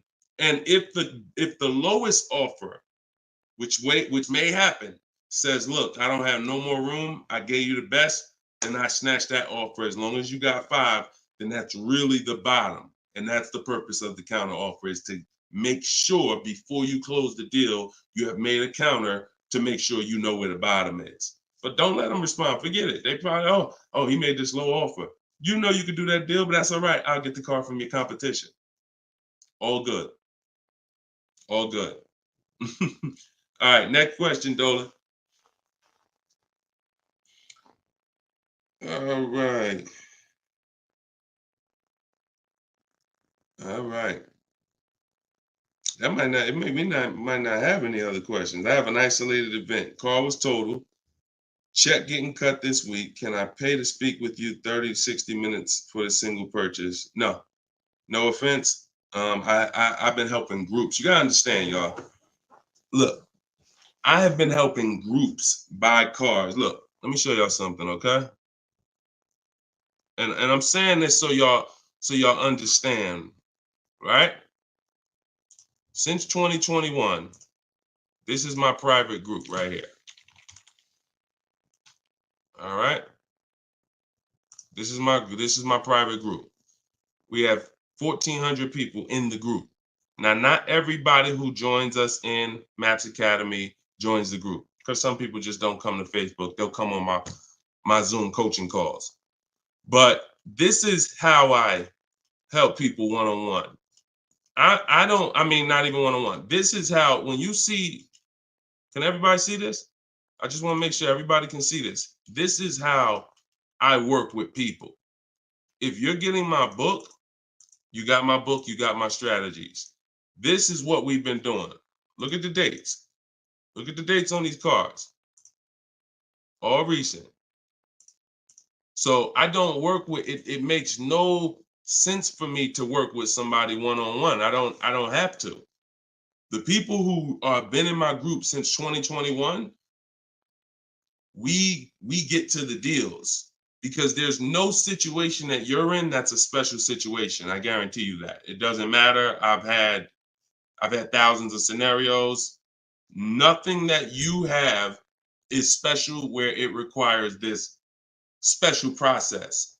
Your car got totaled, you need a car, you're going to follow the 7 steps. That's not going to change. If you don't have a car, you can skip the equity assessment. The rest of the 7 steps apply. It doesn't matter. You think you need a special plan. No, you need a plan. And that's the plan that I have in my book or in my group or what I'm answering here. So you can feel free to ask your question.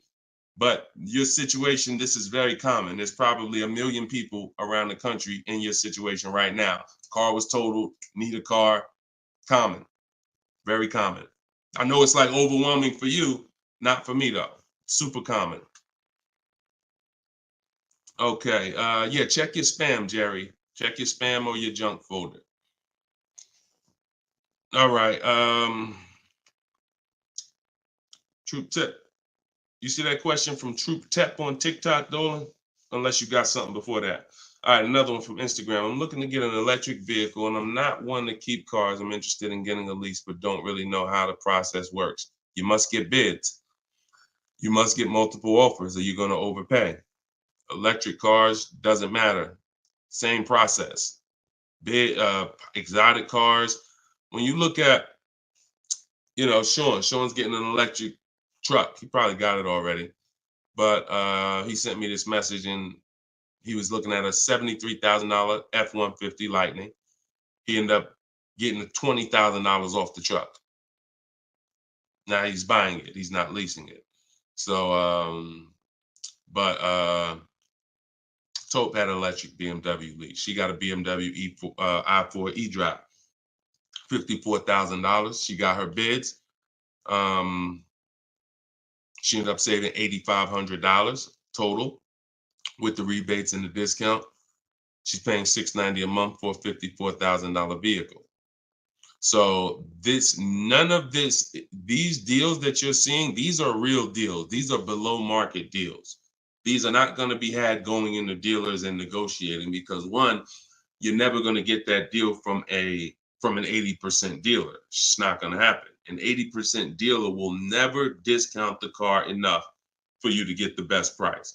So you don't know. Unfortunately, there's no sign that's on, hey, we're an 80% dealer. Don't come here. There's no sign. The only way that you know is by getting multiple offers. Now, you could do it manually. You can call around, talk to some sales managers, and try to get at least 5 offers.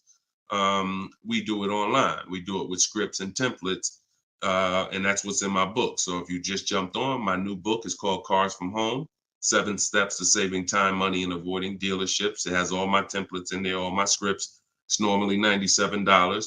But while we're on, for the next 30 minutes, you can get it for $24 if you get to my link in my bio before the 30-minute countdown is up. Once the 30 minutes is up, it does go back up to $97, which is still a great price because everything in that book is going to save you thousands and thousands of dollars. That'll be the most valuable book, but that's only if you want to use my scripts, my resources, and have me do the talking, which is you typing. But if you're going to do the talking, then I would call around and I get at least 5 offers, or you're going to overpay. No doubt about it. At least 5 offers. Okay. You can't calculate a lease manually. You can't try to calculate a lease and think. And even if you can calculate a lease manually, you still don't know what rebates are, what incentives there are. Sean didn't know there was $15,000 in rebates. How did he find out? Multiple offers. The best offer ends up revealing, wow, it's $15,000 in rebates on this truck. He wouldn't have knew that just walking in and trying to see, all right, what's the best deal I could get? 80% deal is never going to tell him it's $15,000 in rebates. So multiple offers is a must. Okay. Go ahead, Dolan. Great question. I'm new to your platform. I joined late. What do you recommend I do? I'm not sure I understand the question. What do I recommend you do about what?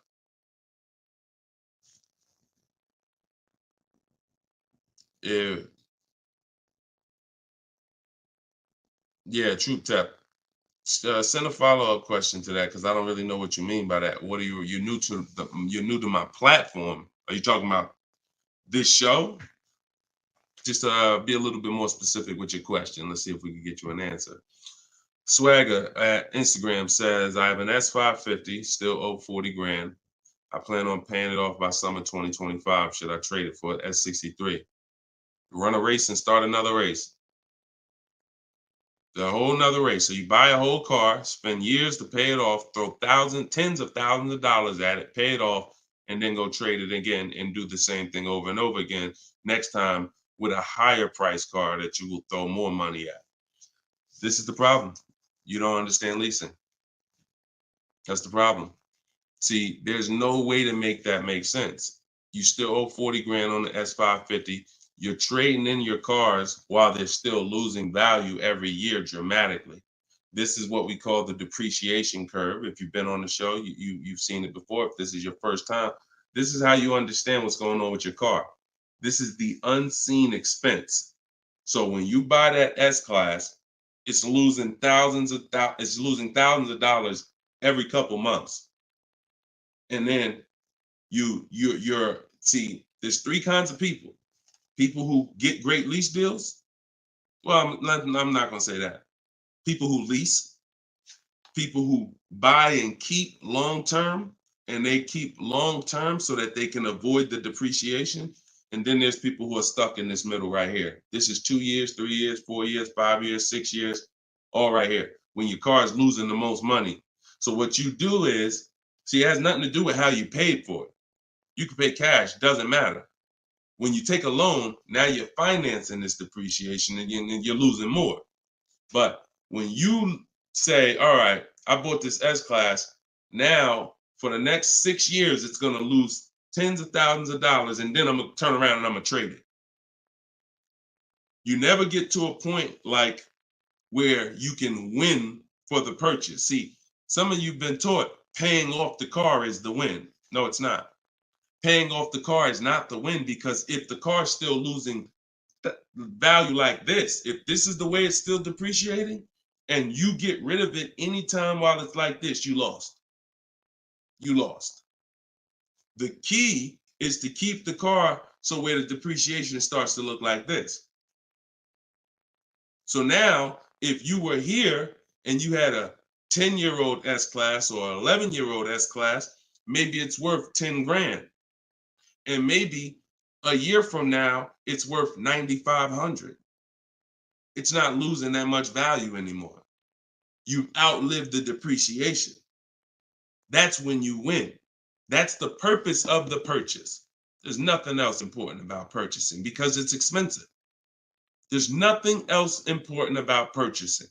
No other benefits, in my opinion, about purchasing other than I can get to the point where I get here. I can pay off the car. What does that matter? It's still depreciating. I'm losing thousands. Now I'm gonna go trade it in, and I'm not gonna get anything for it because I'm replacing the car in its deepest depreciation phase. And I just haven't learned about leasing. I was taught not to lease. So that money you're tying up, when we were in Mercedes, a great deal on an S-Class.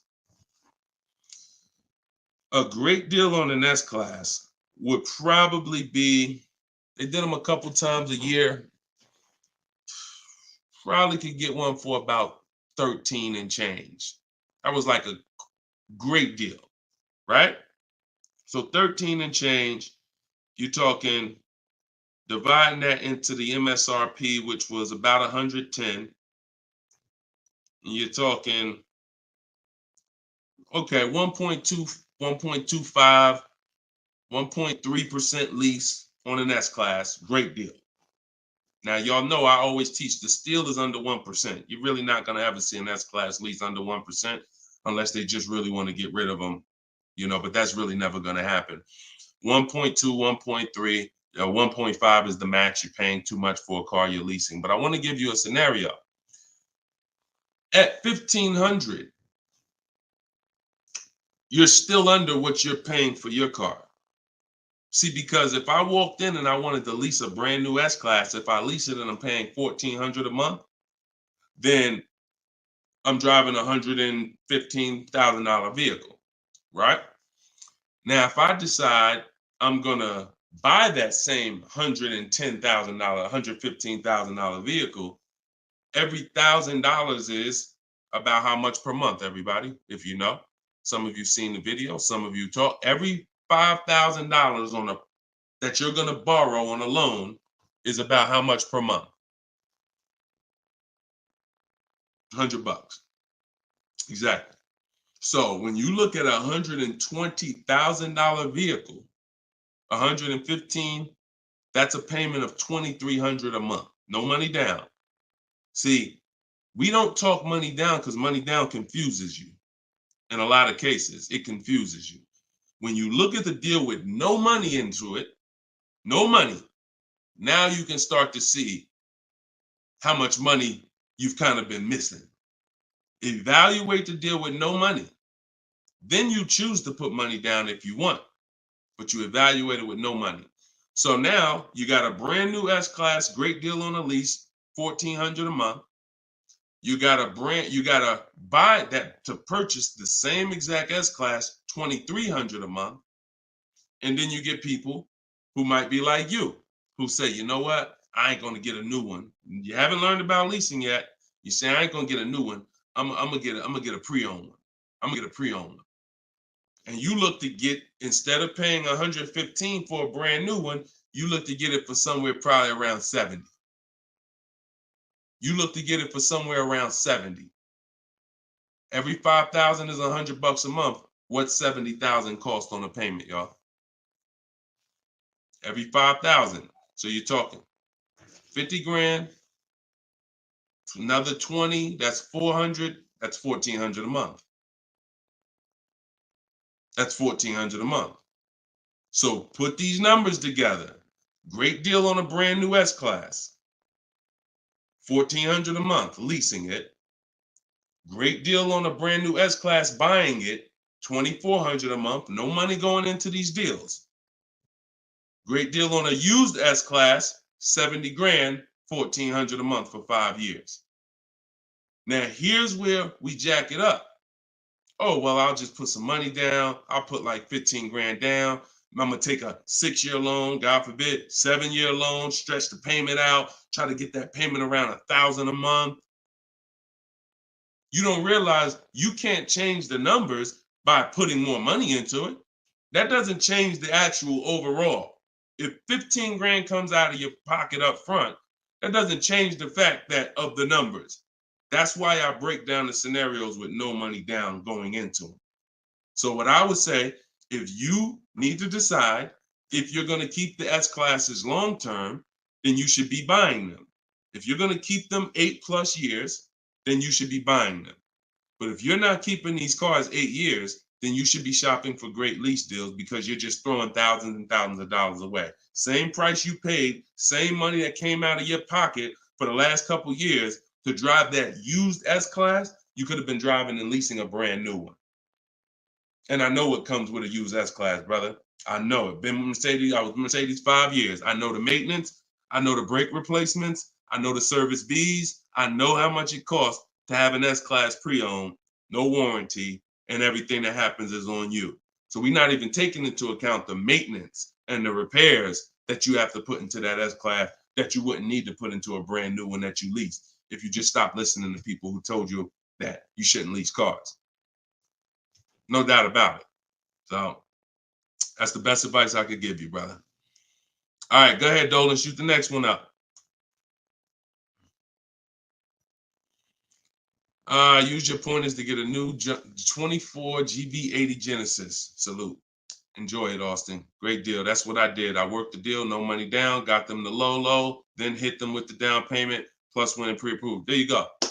There you go. See, you're able to understand when you're shopping with no money down, no money going into the deal. Don't show me what anything looks like putting money into the deal.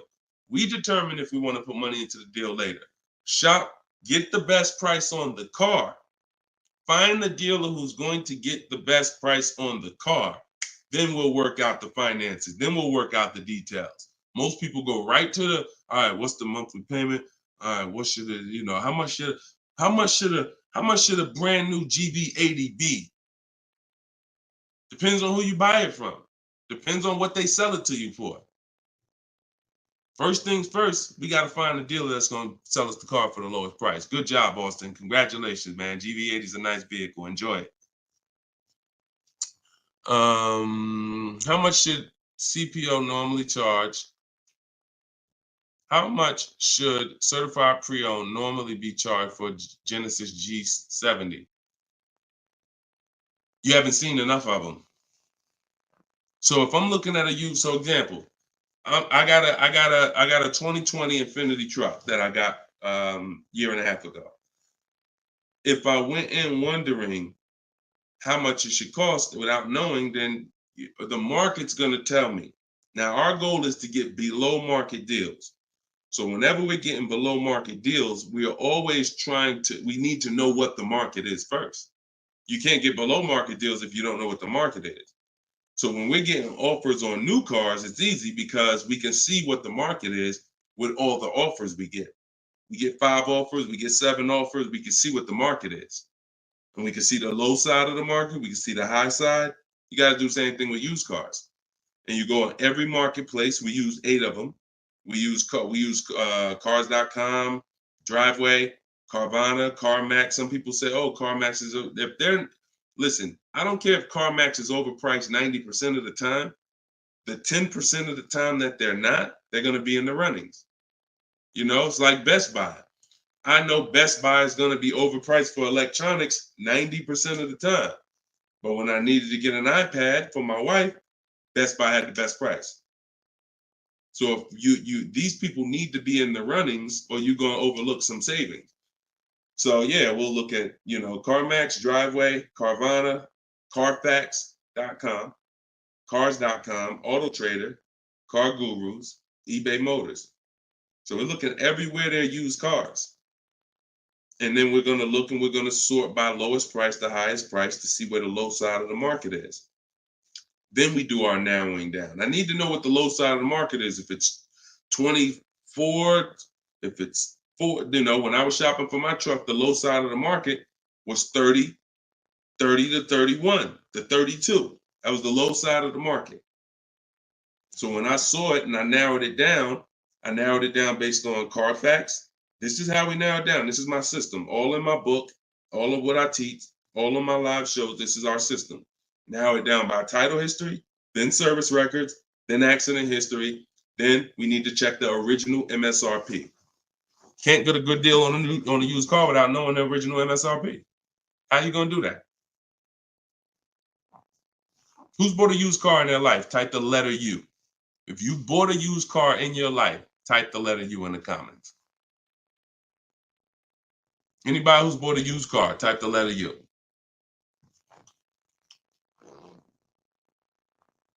Okay, Cash, I see you. Andre and TikTok, I see you. Okay, Cash, all right. King of Rap, I see you. Okay, if anybody bought a used car, okay. How you get a good deal without knowing what the car was originally? I gotta tell you, I'm the bad news first person. I can lead you to the good news. I gotta tell you the bad news first though. Think about that. How am I buying something used knowing how much I'm saving without knowing the original price of the item? 2 reasons. 1, I need to know the original price to know what real discount I'm getting. 2, I need to know what's in the car. So when I narrowed it down to I had 4 Infinities that I had narrowed it down to. They were all white. They were all asking between like 31 and 32, similar price range. This is where we get in trouble at. I pulled the original window stickers of the cars. I see that one of them brand new was 46. One of them was 48. One of them was 52. And the one I got was 54.5, brand new. So I'm able to see the discount percentage. In my book, I call this the true value percentage. This is all that matters when it comes to price. And once you do the check and make sure it's a good car, title history, service records, accident history. Okay, now it's time to get to the money. I need to know what the car was originally. I know 54,000. This one I paid 31.8 for. I got a 42% discount. Now, if I would have took the one that was $1,000 less on the asking price, because I didn't know how to do this. Now I didn't know that one was only 48,000 brand new. So it's a smaller discount. It's probably only saving me 30-something%. The one I got was 42%. Forget what the dealer's asking. The dealer was asking $1,000 more than the other ones I was looking at. But once I saw what the original price of the car was, I knew that that was the best value because you got the most expensive car brand new. Why would I take a car that has less equipment because they're charging $1,000 less for it? But it has 7,000 less equipment in it, 7,000 less features in it. It's the little things, y'all. It's not the big thing. It's the little things that you're missing. And this is what we do. This is why I'm here. And for those who are willing to listen, we teach you how to do it the right way. These things you haven't been taught to do. And once you hear it, you're like, dang, that makes sense, right? How the heck? Why wouldn't I want to know what the new price was? Don't even know what equipment's in the car. I knew the day I got the car, it was an edition 30. I saw the original window sticker, remote start, all these features, backup cameras all around, black mirrors. I saw all of that because I got the original window sticker. These are the things you must do. And the last thing we do is we verify there's no bogus fees before we go to the dealer. Because some people will be in the lowest prices online, but they have no intention to sell the car for that price.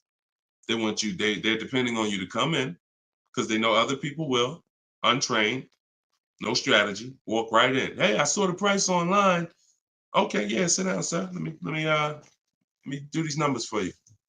Price goes up by $5,000. No intention. So you wasted your time. I'm listen, God bless you. Yo, Deshone, I'll just walk away. I'd rather not walk away. I'd rather you not have to walk away.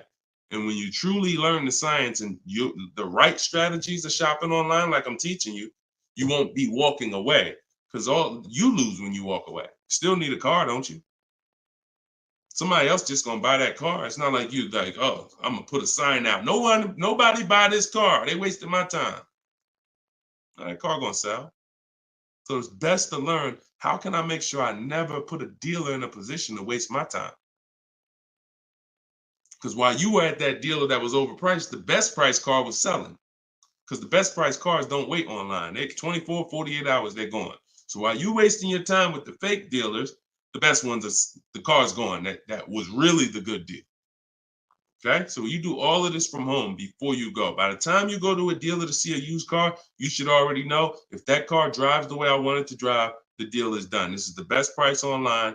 And when I get there, I usually ask for $500 to maybe $1,000 off when I get there. Never over the phone. You have no leverage. Why would I call a dealer that I know, I've done my research, you got the best price car in the market, and call them and say, hey, could you take off another $1,000? No, there's no leverage there. You make sure there's no bogus fees. Then we go. We're there. We test drive. I like the car. Could you do another 500, 1,000? If they say no, you know they're honest. Hey, I don't have a room. Oh, hey, I just put the car online 2 days ago. Like, I haven't even given it a chance yet. I understand. I'll take it. See, you got to know when a deal is in front of you. And that's the problem. You don't have enough information to know when a deal is in front of you. So you're going to hesitate.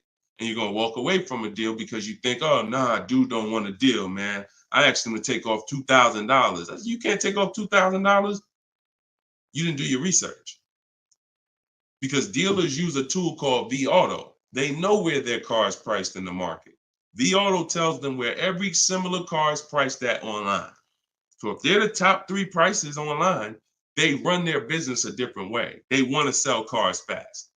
You can't go in thinking you're negotiating with someone who marks their cars up by thousands, who's number 15 on the price list. You walk into the best price deal online and think, yo, I'm asking for $2,000, $3,000 off. Let's go. You don't want to negotiate? No, you got it. And when you do your research, you know where the best price is. And that's what I want you doing. I want you walking in, if you're shopping for a used car, knowing this is the best price car in the market. I verified there's no bogus fees. I'm going to drive it, and then I'll ask for a little money off when I get there. And regardless of the answer, I know I won. They split it with me, I won. They can't do anything more because they're the lowest already, I won. If they accept the offer because they're just like, listen, you drove down, man, let's go, let's get it over with, I won. Either way, I win. That's the name of the game. Thanks, Austin. I appreciate you, man. Go ahead, Dolan. Next question. Okay. Casa Day, could y'all keep, if y'all gonna spend some time with us on TikTok, can y'all tap the screen and just run the likes up for us so we can get TikTok, so we can make sure TikTok knows we're doing something big over here. They can send some more people over. Appreciate y'all. Yep. Thank y'all. I see them running up. Thank y'all. Every couple minutes, y'all just tap the screen. It just helps the broadcast. We appreciate you. This is from Facebook. Casa de Cel. Hi, I'm paying off a Land Rover. Blue Book says its trade-in is $40,000. That's garbage. So throw that out the window. Blue Book is trash. Blue Book is a marketing website. They don't buy cars. And so what you want to do is you want to get a real number, which is an offer. Your car is not worth what an algorithm says it's worth. Your car is worth what someone's willing to pay you for it today. So you want to go, this is part of our process. We call it equity assessment. There's 7 steps in my book. Once you decide leasing versus buying, that's step 1. Most important question is, am I going to lease or buy? Because you can't get a good deal on a purchase if you should have leased. No way. If you were supposed to lease because you don't keep your cars 8 years, but you bought, you have a horrible deal. You're going to lose it depends on the price of the car. You'll lose over 10,000 on a higher price car. You probably lose 4, 5, 6 grand on a lower price car, at least 4 grand, 5 grand. So that's step 1. Now, once you decide that, we move to step 2, which is the equity assessment. Equity assessment is any vehicle we have, we need to assess if there is equity in it or what the equity is. And it's based on offers. So when you go to Kelly's Blue Book instant cash offer, not KBB, not Blue Book, instant cash offer, Kelly's Blue Book, you're going to see that Kelly's Blue Book led you astray. In most cases, telling you your car is worth $48,000. Because this is when we begin to expose that Kelly's Blue Book was a marketing website and they would tell you anything. Kelly's Blue Book is owned by autotrader.com. What they began to do maybe 7 years ago is they begin to buy cars. So they didn't just give you there was a little button on here that says, we'll make you a cash offer. And I would do this with people in the dealership when I was there. They would come in and say, hey, Blue Book said my truck is worth $48,000. I said, oh, really? Well, and I explained to them that Kelly's Blue Book is an algorithm site, but they do have this feature where you can click a button and you go through a nice 5-minute appraisal and they'll make you an offer themselves. So now let's go through this and let's find out what they're going to offer you. And you go through the 5-minute appraisal and they make you a cash offer, and it's usually $2,000 to $3,000 less than what they told you your car was worth. So they'll send you into a dealer fighting for a number that's not real, and you're looking unresearched, unaware, walking out saying, oh, well, I know my car's worth 48. So that's why we don't use them. And again, the offer you're going to get is from them. So it's not even like, well, oh, we don't use Kelly's Blue Book. And then, no, we use Kelly's Blue Book, the instant cash offer tool.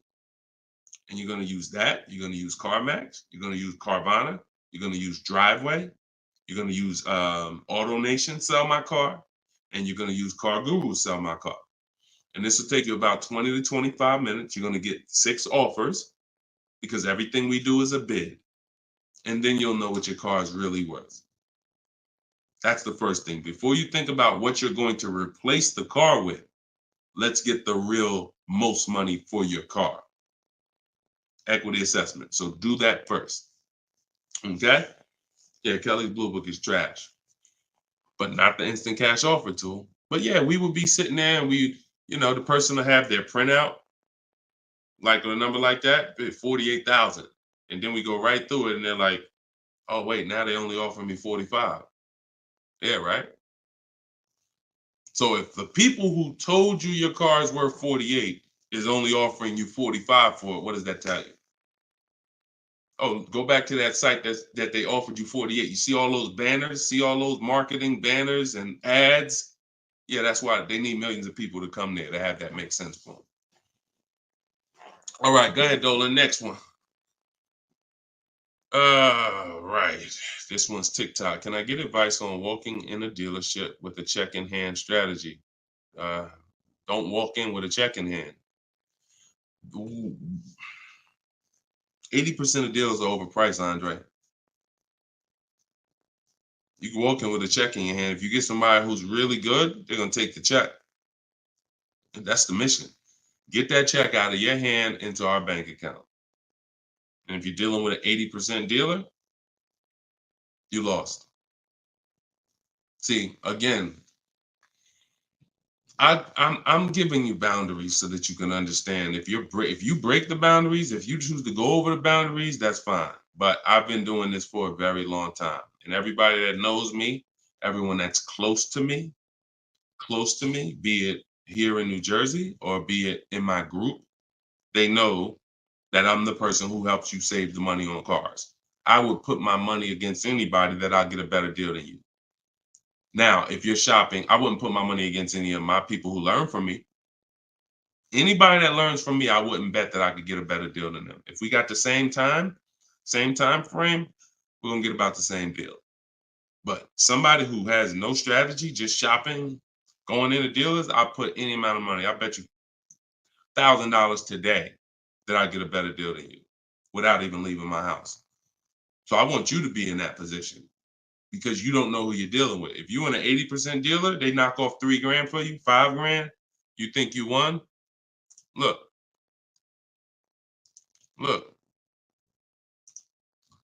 Kimberly. A little while ago, she got a Maserati. Posted this in the group. It was a $91,000 Maserati. She ended up leasing it for $944, but I want to show you the money breakdown. Before she accepted that offer, she had an offer of 20 grand off right here. So she had an offer on an 86, so pay attention to this. $86,000 vehicle, they were taking 20 grand off for her, 20,700 to be exact. She ended up going and getting a $91,000 vehicle for $944 a month. So even a better deal. So she ended up saving more than 20 grand, more than 21 grand. Why is this so important? Because if she would have went in and got excited, she'd have walked into a dealer, walked in, and somebody would have said, all right, listen, I know you're serious. Today only, I'll knock 10 grand off for you. 10 grand. She probably never heard that in her life. $10,000, you're going to take off the price of the car. Yeah, I knocked 10 grand off. All right. Somebody who's not educated, someone who's not researched, rather, someone with no strategy. Let's go. Let's sign that.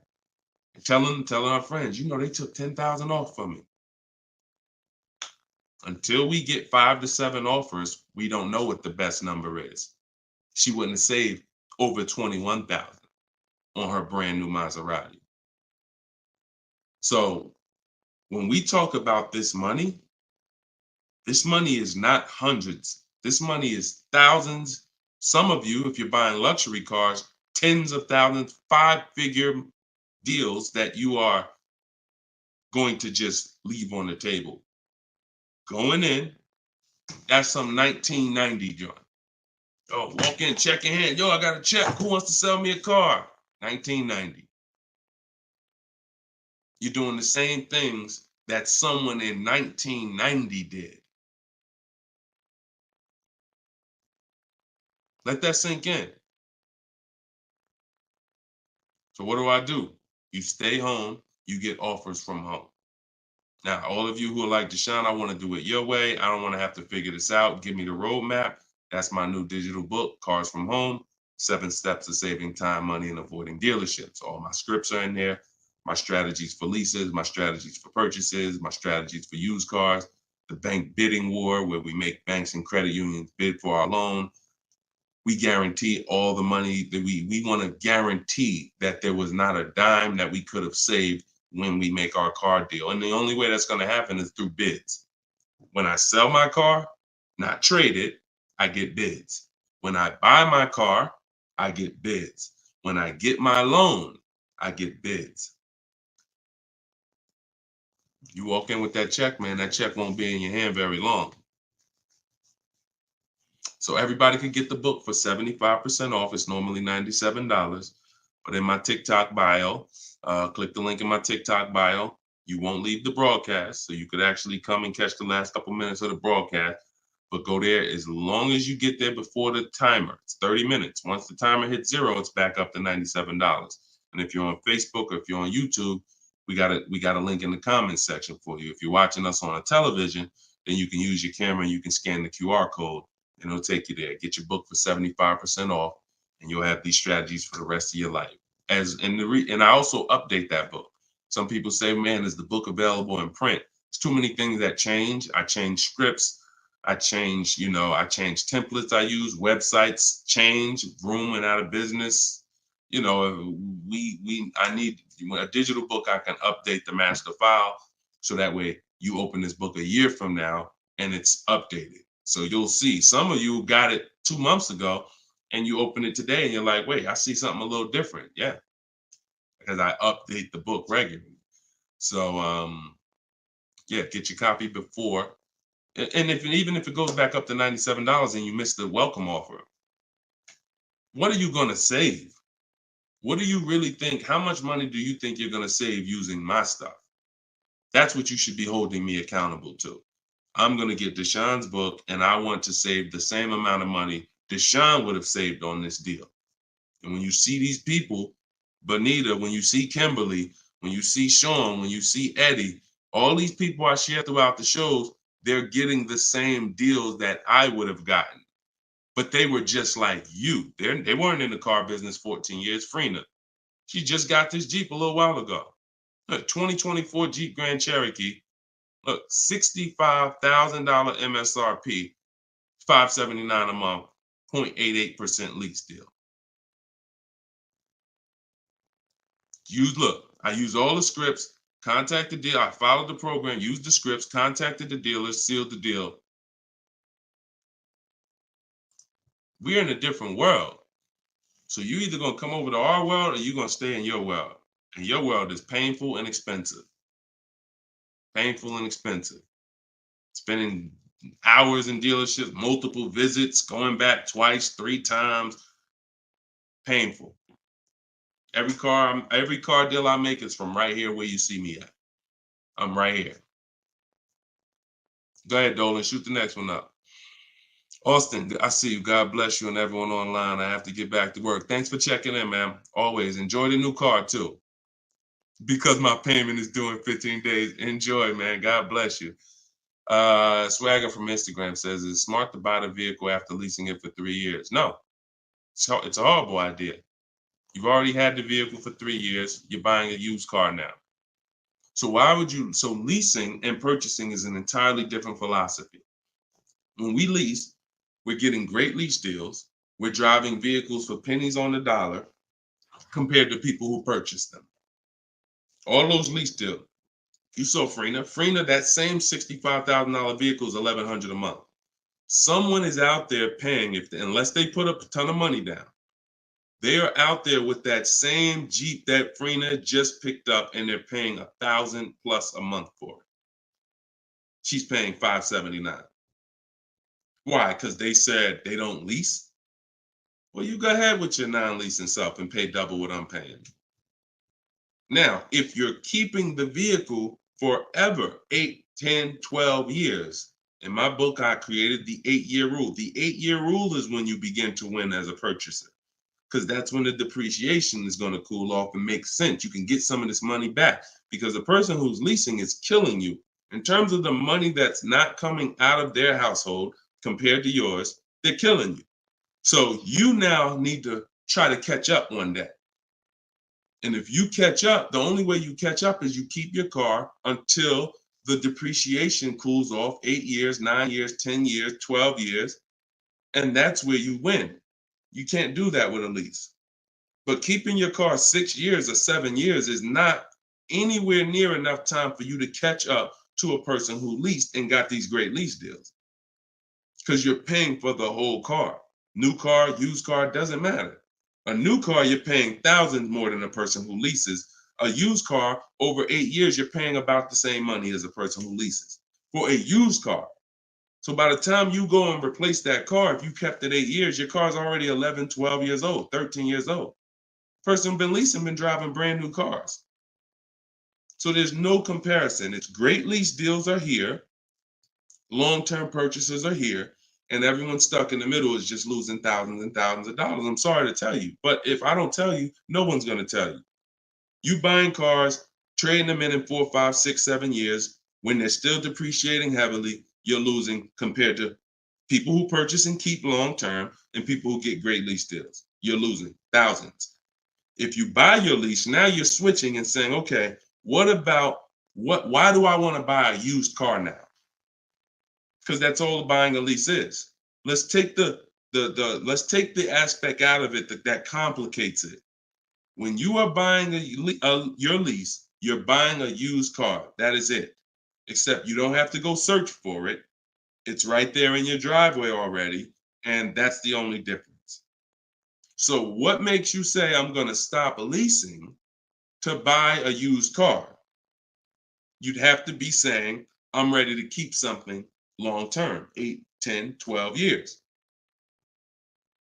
So if you're ready to keep something long term, then buy it. Because you're going to need to be committed to keeping it long term because you've already been driving it for 3 years.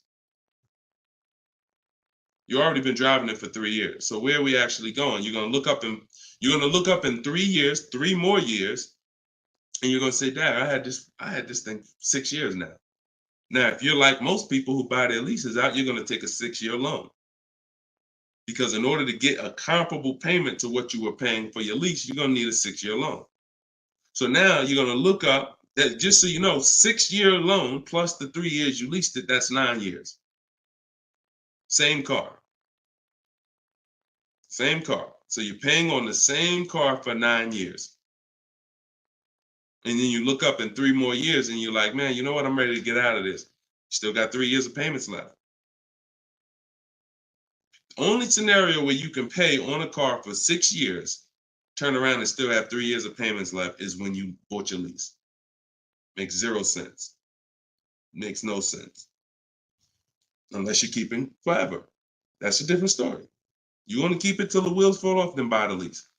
It's the only way it's going to make sense because you're paying so long on a car, the same car, you better be keeping it long enough to have it make sense. And that's not 5 more years. Your loan ain't even paid off in 5 more years. Buying your lease is a horrible idea for most people. Horrible, horrible, horrible idea. And it's just because what you don't want to shop.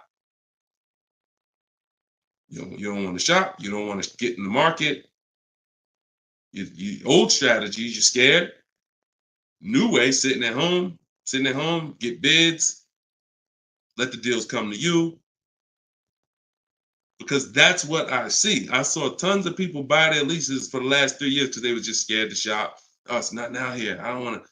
We've been making deals since the pandemic. Deals been out here for people who shop and know how to get deals. So unless you're changing your whole philosophy, I'm stressing to you how bad buying your lease is. All right.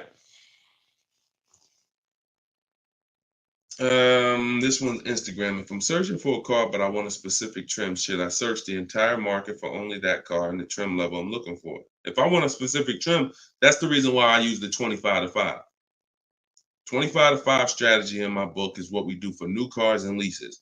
Because when you walk into 2 dealers, it's another reason about not shopping this limited way anymore. If you're shopping from 2 dealers, all you have is what they have. If 2 dealers don't have the trim, you ain't got nothing. When we reach out, we're connecting with 25 dealers online. So if that car is out there, I'm giving 25 dealers. I'm shopping out of 25 dealers inventory. So if no one has it out of 25 or only 1 or 2 have it, now I know that car is just super rare. Or maybe it's about to sell out. Maybe it's like that happens sometimes where like the 2024s are all gone, but the 2025 haven't come in yet. There's only a few 2024s left. But yeah, I mean, we shop wide. We shop wide. Several people who are learning from me and you're getting deals, they drove. A lot of those people that I showed you throughout the show, they drove 45 minutes, an hour and a half to get to the vehicle when they're picking it up. Look at Sean. Sean specifically And this is how important. I'm gonna let someone else tell you why shopping this way is the best.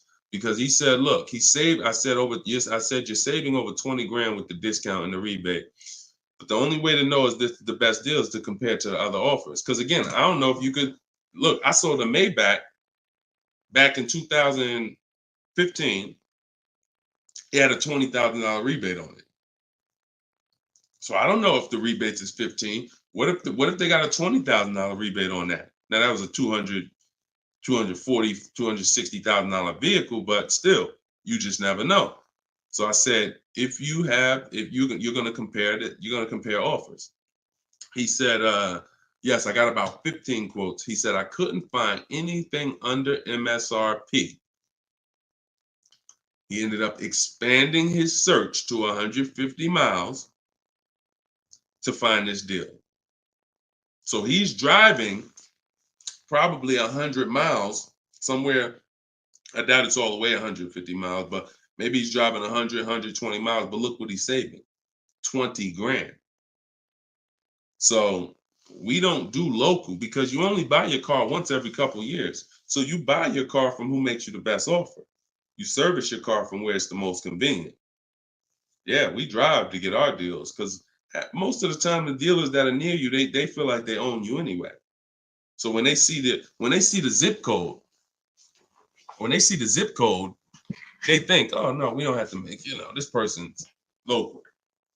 This person's 20 miles away. No, we're not gonna do nothing crazy. But when those people who are 100 miles away from us see us pop up on their computer, and they're like, oh wait, we could take a deal from our competition. All right, let's do this. Sometimes they'll beat the deal that your own local dealer won't get. Your local dealers are charging you the most money. Local dealers are hands down, most of the time, charging you the most money. Everybody close to you, because they just like you close. You ain't gonna shop. The statistics show you shop 2 dealers before you make a deal. That's what the statistics show. Look. Right here. Let me show you something. When I tell you, look, no offense, I wouldn't be trying to help you if I could, but I got to keep it real to you. This is all stuff we know about you. Look, how many dealers does the average person visit before buying? 39% future car buyers plan to visit at least 3. They won't, because the actual statistics show 4.2 websites a person visits, and then it's 2. It's actually 2. Hold on. Let's see where it's at. Only 1 in 3 potential. The answer's 2. I ain't got to tell y'all. People say, oh, I plan to visit 4 dealers. You ain't visiting no 4 dealers. You're going to get tired. Time you get to the 3rd one, you're going to be like, okay, this is getting old fast. I think we could get it over with. 2 is the answer. So if the industry knows that you visit 2 dealers before you make a deal, why would I give you a great price? So when you're using what I'm telling you to use and you're sitting at home and you're talking to 25 dealers, you have 25 dealers in your inbox. When you're sitting at home and you're looking at all the used car market in a 150-mile radius of you, oh, now you're not the normal shopper. The normal shopper is going to get the normal deal, market value or over market value. That's what normal shoppers get, depending on how bad you are, over market value, depending on how unaware you are. But market value, over market value. That's normal. People with strategy, multiple dealers getting bids, below market. That's the difference. We shop wide. This local is dead to us. Local is dead to us, and it should be dead to you. I want you to kill it. All right? Kill that whole mindset. I don't need to buy my car locally. I'll drive into the next state. I remember Shonda last year, California, she bought a Volvo, and she said to Sean, she's in our group, she said, everybody in Northern California, she said, my best deal, I think she was saving like $3 grand off MSRP. And she's like, but it's a dealer in Southern California, though, that's taking like $6 grand off of me with my Costco rebate. I said, okay, what you gonna do? She said, I just bought a plane ticket, $79. I said, there you go. That's what I would have did. That's a sweet plane ride. I'm taking a plane, $79 to save 3 more grand than my local dealer was gonna give me up here. Sweet plane ride. So local's dead to us. We go where the money is, and we enjoy that ride home. Nothing like driving home for an hour knowing you just saved a ton of money. So that's it, y'all. We've been on for about an hour and 15 minutes. We like to keep these shows right around there.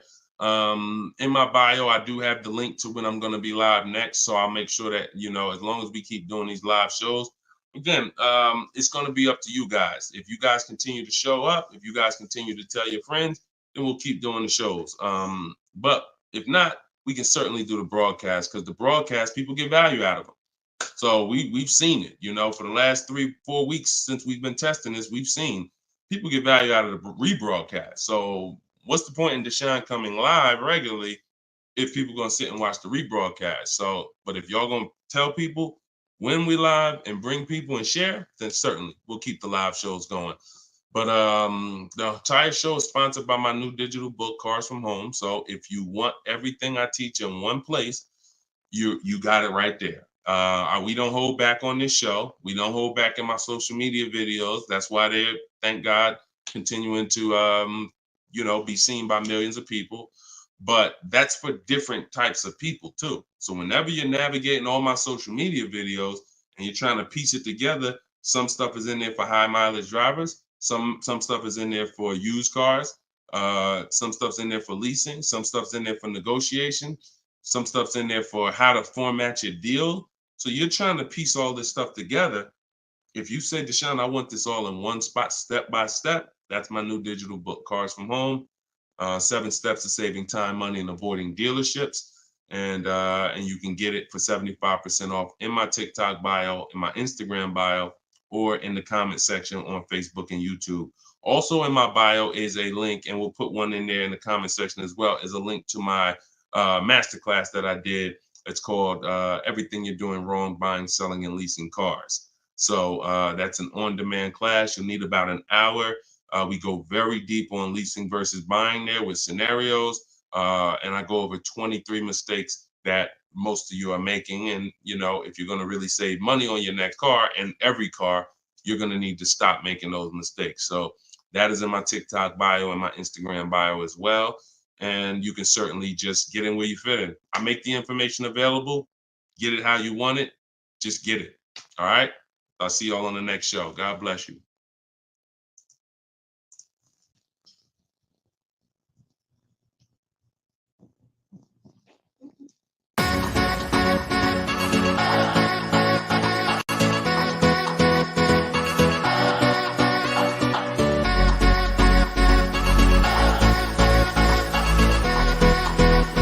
The worst possible thing you could say when you walk into a car dealership. I spent 5 years with Mercedes-Benz, 5 with General Motors, and the worst thing a person could say when they walk in is, if you could just get me to this payment, we got a deal.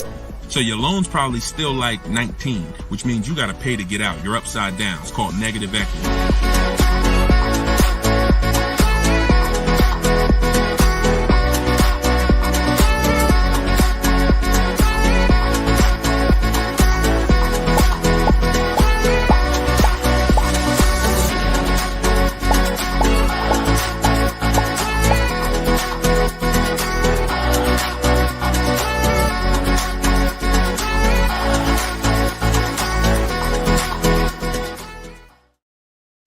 What's going on? Welcome, everybody.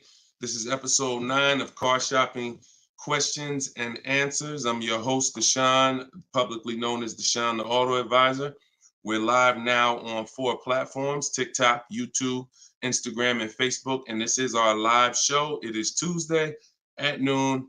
We do these shows throughout the week to make sure when you are ready to get car shopping information that no one else is going to give you, you know where to come for it. So you guys can start typing your questions while I take care of the housekeeping. We have Dolan in the background who'll be bringing your questions in. Shout out to the people running the likes up on TikTok. Appreciate y'all tapping the screen. I'm the author of the new digital book, Cars from Home, 7 Steps to Saving Time, Money, and Avoiding Dealerships. And I feel it's only right to start this show with 2 reports I got, which were great. I had somebody write us and talk about the deal they got on this 2024 Mazda CX-90. MSRP was $44,820.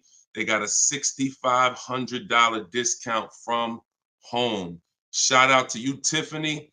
I appreciate it. This is what we do. And when we think, when we launched this live show a few weeks ago, my plan was my prayer rather was that people would take the book, use the book, write me your success stories so we can feature you here and feature your deals. These are below market deals. These are not advertised deals. And she got this by handling the process from home, getting multiple offers like we teach.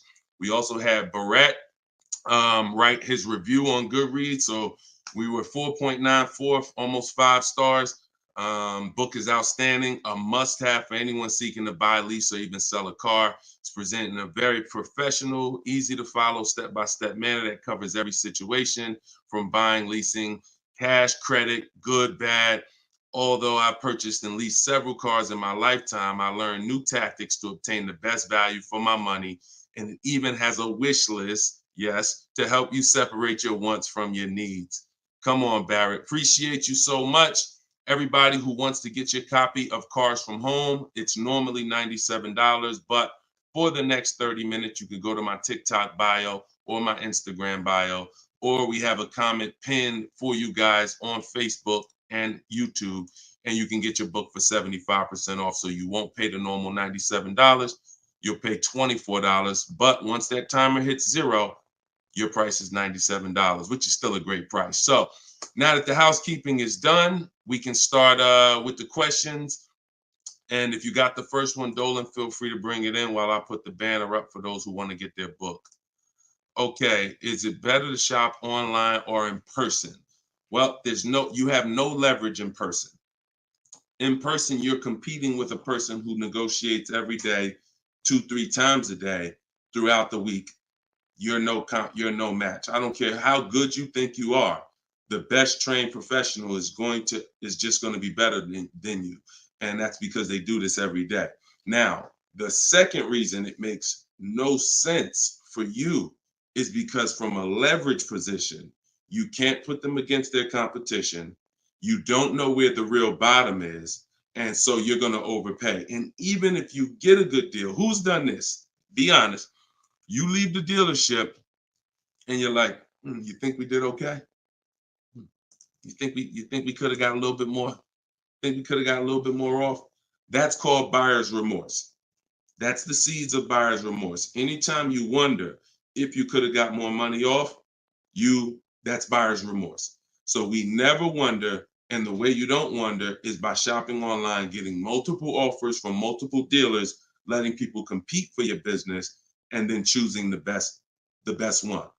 And if you really think about this, this is how you shop for everything in life.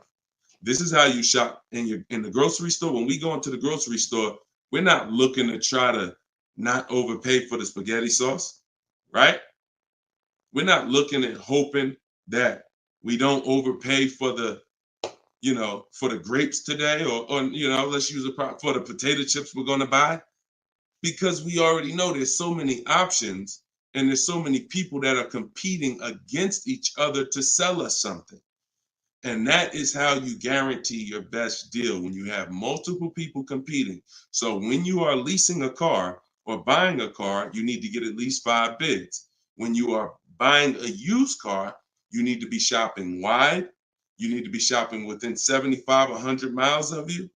And that's a minimum. And then you need to be looking at all the websites that have used cars, so that by the time you make your decision, you've seen so many options, so many offers, that you have 100% peace of mind. Now, that's just when it comes to buying the car.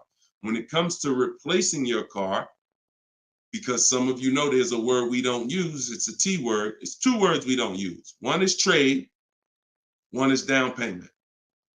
Because we sell our cars, we don't trade.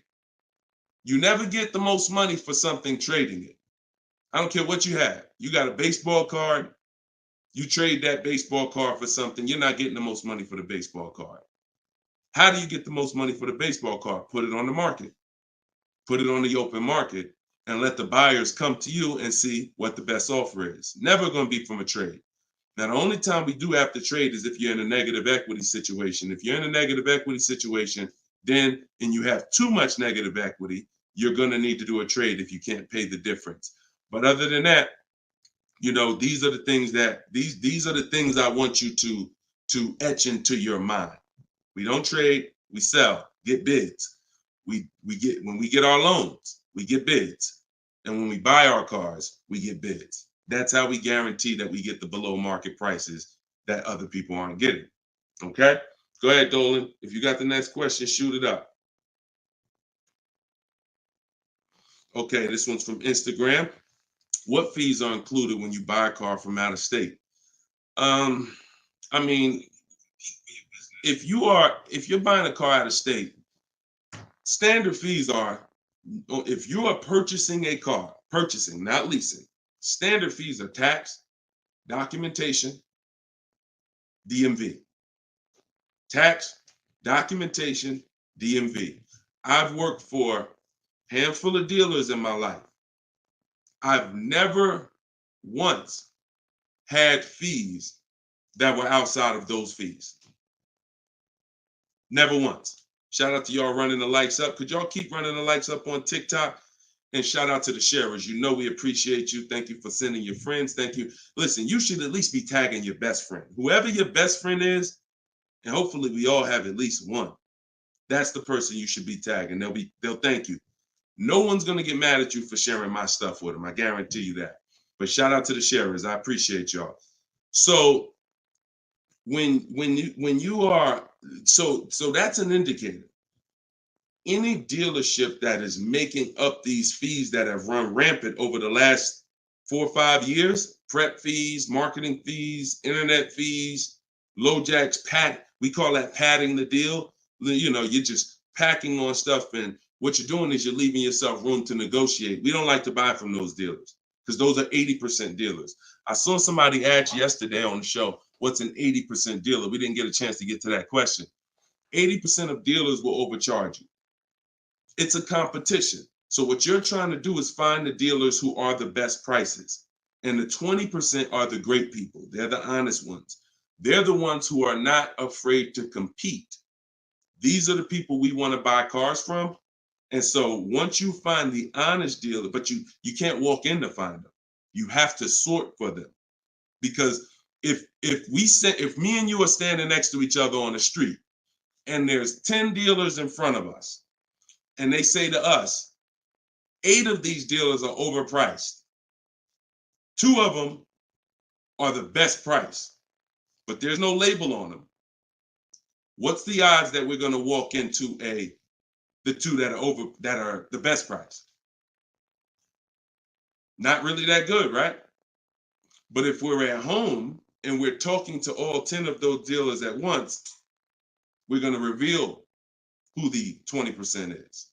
So that is our goal. Our goal is to always find and buy from the 20% dealers, and we let them come to us through online bidding, through online shopping, never through walking in and dealing. Because if you're dealing, as I said, with a dealer who has padded that deal so much, you go look at that deal and there's $4,000, $5,000, $6,000 in made up fees to pad the deal. There's no amount of discount you can get where you're going to get a below market deal. They've just set it up that way. I could take off $5,000 for you, make you think you won. You're still not below market. So that's the psychological things you have to understand. And that's why we shop from home. All right, shoot the next one up, Dolan. Great question. All right, good question. I see Instagram coming through with some great questions today. Keep typing your questions. TikTok, if my lease is expiring, can I go finance a new car? Is there equity in my lease? Well, the first thing you need to do if you decide, well, first of all, you got a little switched up there. It sounds like you're trying to go from a lease to a finance. That's not usually normal. What's normal is you go from a finance to a lease. Because a lot of you who found out that you're not keeping your cars 8 years, you're breaking the 8-year rule, you're overspending by thousands of dollars because you were taught never lease. So a lot of you have found out over the last couple weeks of shows, or maybe you watch videos, or maybe you went to my masterclass and you found out that that was bad advice. Not only was it bad advice, it was very expensive. It has cost you more money than you should even calculate. It doesn't do you any good to calculate how much money you lost not leasing when you're not a long-term person. But that's the more common path, finance to a lease. To go from a lease to a finance is a different mindset. You go from getting cars, paying a very small amount to drive brand new cars, and then transitioning to a finance. So first step, my process is 7 steps. The first step is always to choose leasing versus financing. Good. Thank you, Mr. Silva. I appreciate you. Shout out to everybody tagging on TikTok. Appreciate you. That's the first step. I call that the most important question. So for everybody's on here who's car shopping, if you're car shopping now or you will be in the next 12 months, type me in the comments. Everybody who is car shopping right now, or you're going to be car shopping in the next 12 months, type me in the comments. And I'm going to give you the first word. And I want y'all to always, when you come on this show, be prepared to dialogue. Like, be prepared to dialogue. Have your hand by your keyboard.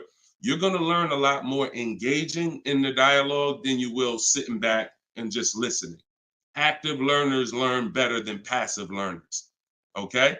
So now, all of you who said me, I want you to ask yourself, how many years are you keeping the next car?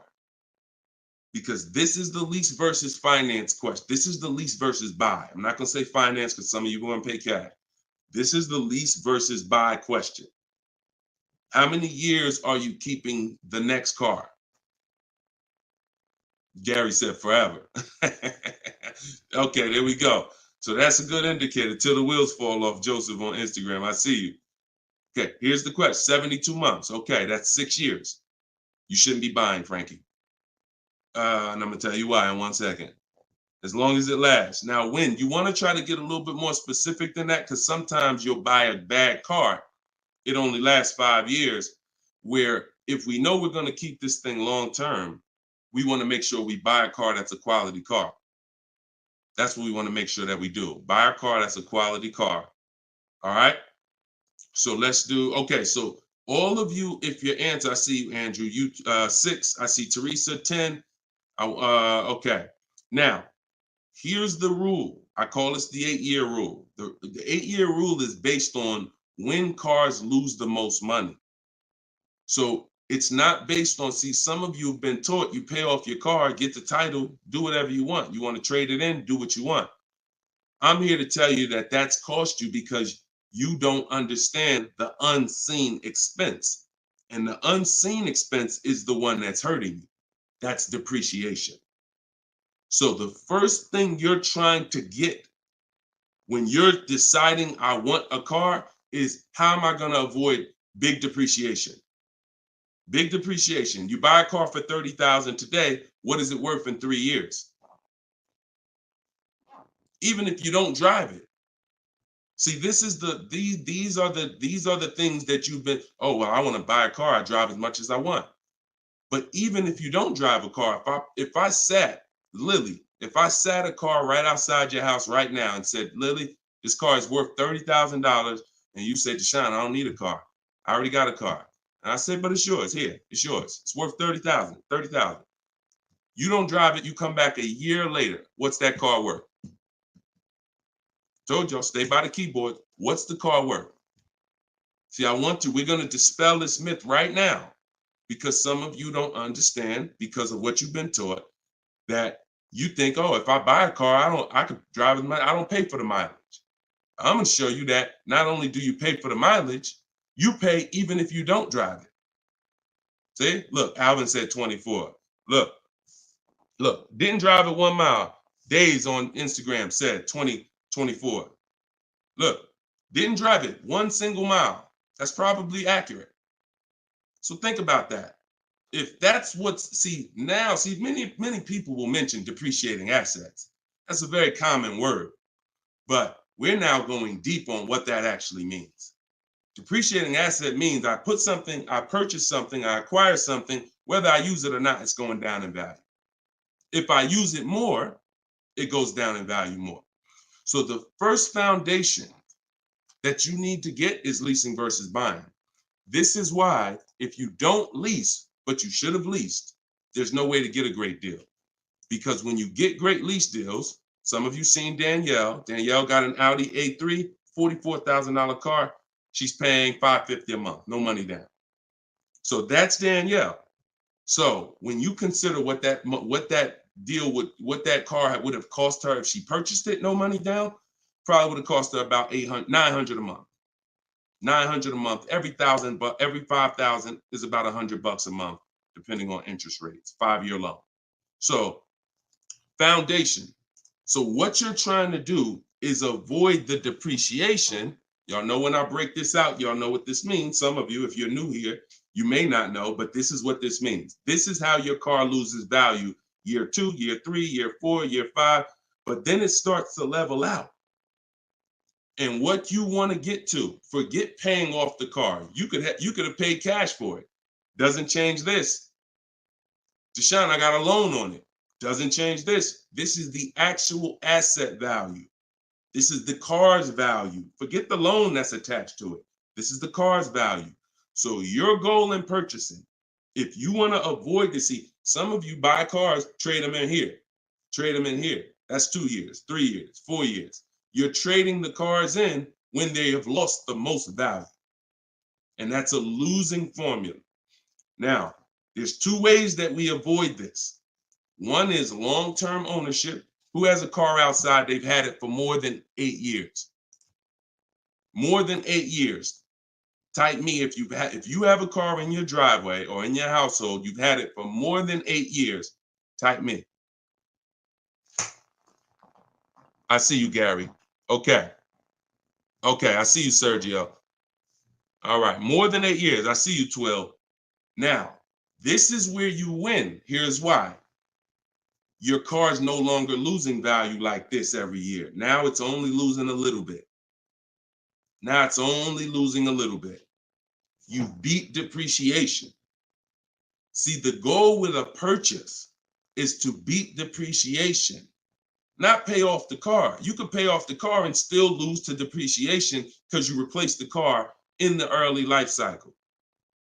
So if you are not buying the car with the intent to keep it long term, 8 years, there's no comparison to a person who's leasing. So there's 2 sides. One is the people like Danielle. One of the people who are like, Deshone, I'm not keeping a car 8 years. You should be shopping for aggressive lease deals, not normal lease deals, below market lease deals. That's what I teach. Or you should be purchasing, getting great deals, below market deals on purchases, new cars, used cars, with the intention to keep them long term. That's it. So that's all step 1. I call that the most important question. That my book is broken down into 7 steps. It's called Cars from Home, 7 Steps to Saving Time, Money, and Avoiding Dealership. Step 1 is the most important question. That's what we just hit on. It's the leasing versus buying, because you need to pick a side and you need to have a long-term plan based on what side you're picking. You can't be stuck in the middle. Stuck in the middle, you're going to lose all the money. You lose all the money stuck in the middle. Purchasing cars, flipping them in 3, 4, 5 years, you're losing all the money.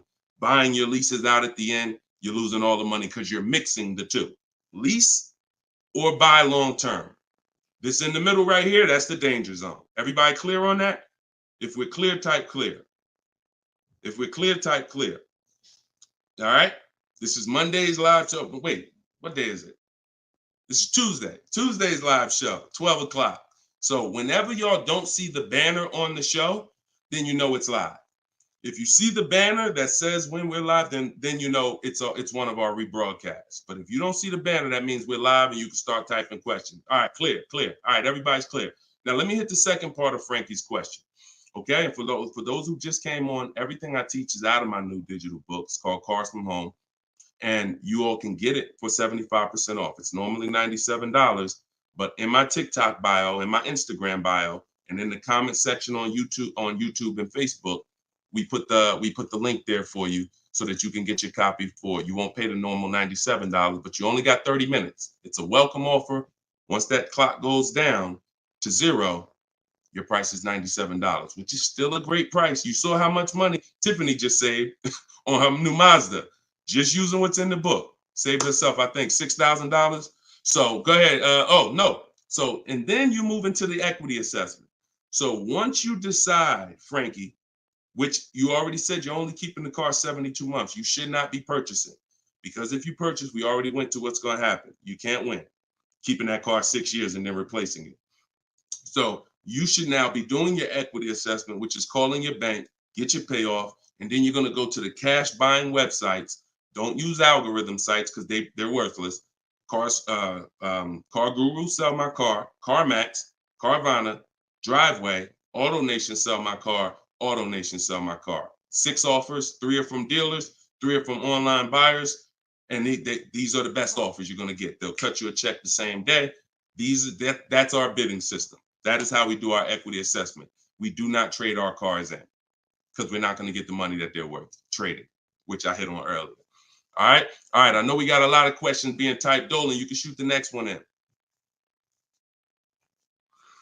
Okay, this one's from Instagram. I'm looking to lease a GLS 450. Does Mercedes have any third-party restrictions on selling your lease? So I wouldn't concern myself with that. I'm going to tell you why. That's like trying to think about the purpose of equity on a lease is a bonus.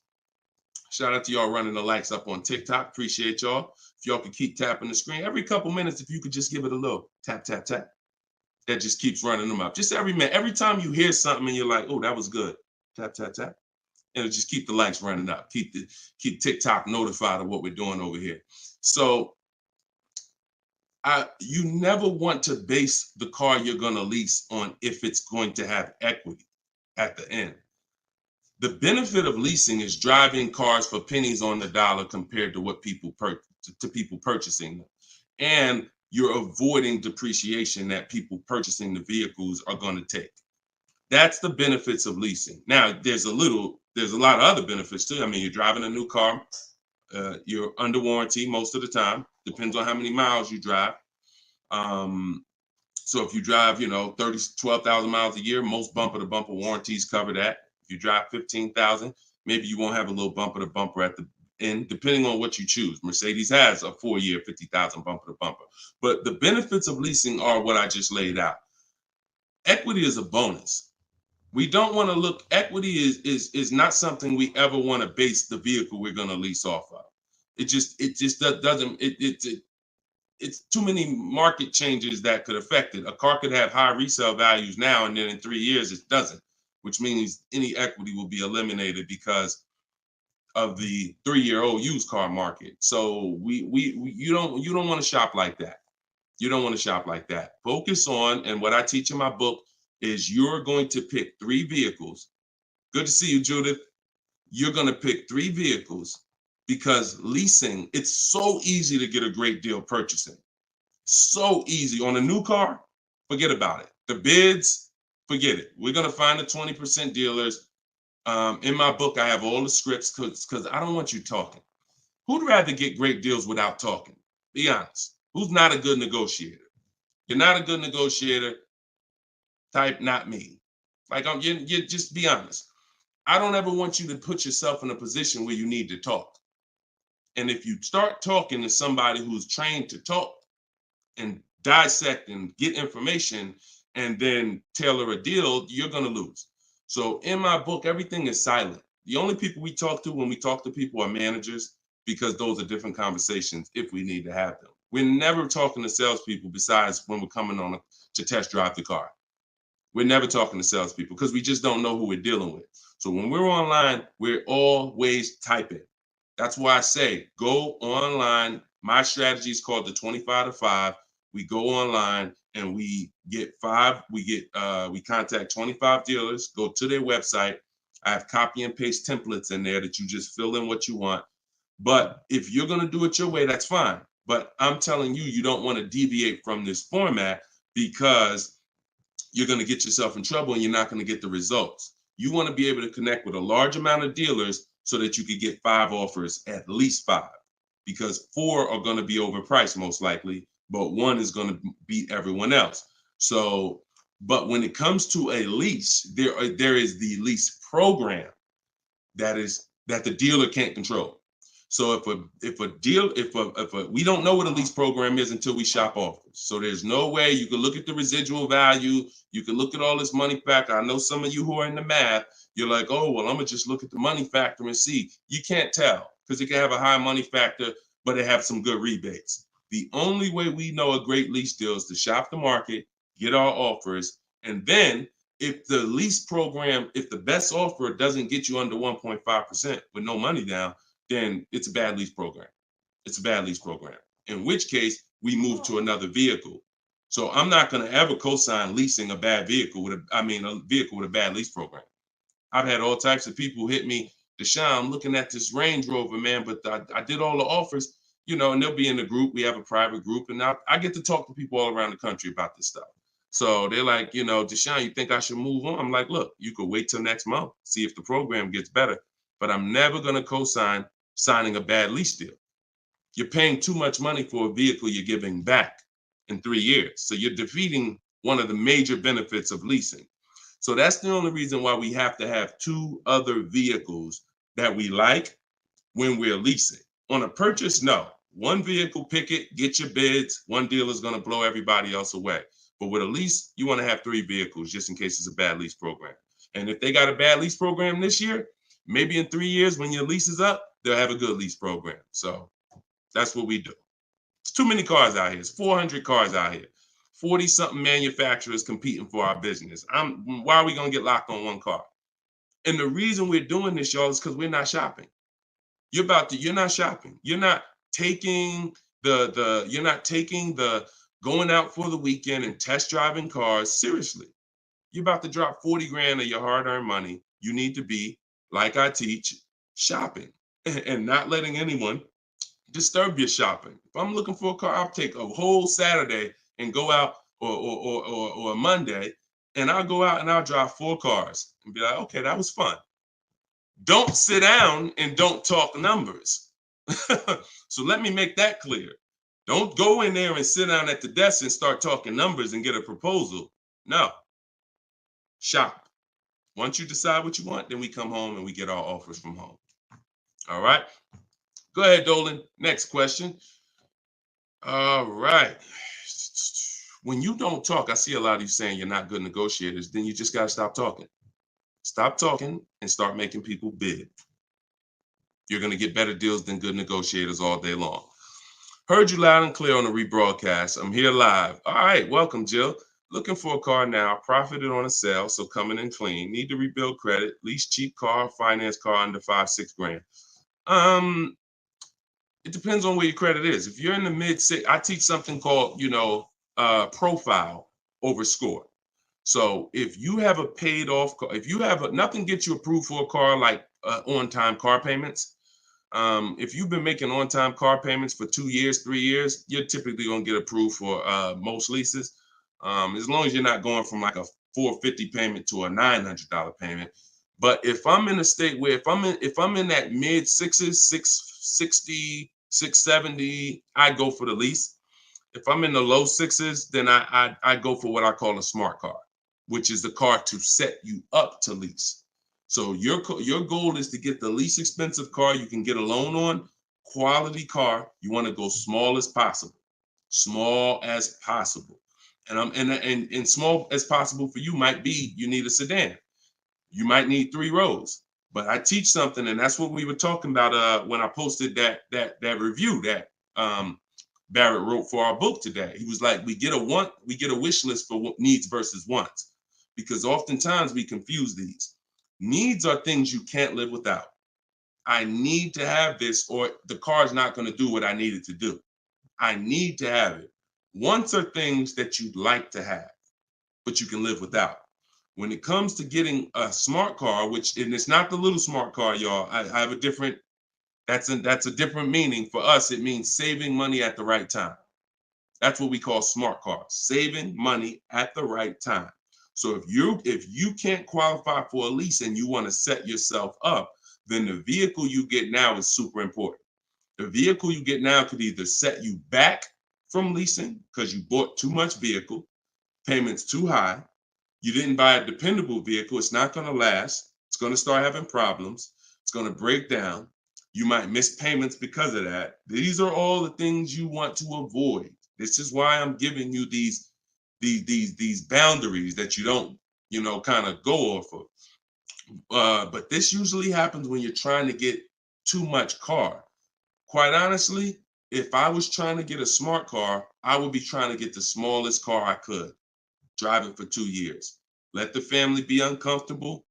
Listen, y'all, I know it's tight, but in 2 years, I'm gonna get out of this and I'm gonna drive off the lot in a brand new lease. So the key is the payment's gonna be low because those smaller cars are only 25 grand new, 28 grand brand new. When you get them used, you could get a nice one for about 10. Finance it. You don't have to take a 10-year-old one. So you want to get one that's relatively, good. It needs to last you 2 years, or the plan's messed up. So you get the smallest car you possibly can. You drive that 2 years. That's your sacrifice car, and then you flip out of that car. Well, after you have 2 years of on-time payments, you flip into a brand new lease, and then you're leasing new cars from now on. That's what I do, depending on your situation. If you're high sixes, mid sixes, and up, I go for the lease. If you're under that, then I would go for the smart car. Okay? All right, keep me posted. Good job. Just having a plan. Having a plan. Go ahead, shoot the next one up, Dolan. I forgot to tell you. Yeah, I see you, Jill, and keep that up. This is a different Jill, I think. This is a means to my dream car. I'm a patient. Yeah, I'm patient. My husband has the needs car. There you go. There you go. You can flex in 2 years. You can flex in 2 years. You do this right. You drive this car for 2 years. You don't miss any payments. Make sure when you're buying a $10,000 car and you finance it, payments are $250 a month for 5 years. You don't have to take a 6-year loan. You don't want to take a long loan on a smart car. You want to take a shorter loan, pay $250 a month. Now you're not going to miss those payments. Max at 300, depending on the interest rate, could go higher, 325. But the point is that's affordable. So it's not going to mess up the plan versus you trying to pull out in a $25,000 used car with a high interest rate. Now your payment's $575 a month. You get what I'm saying? So just stay focused, stick to the plan. All right.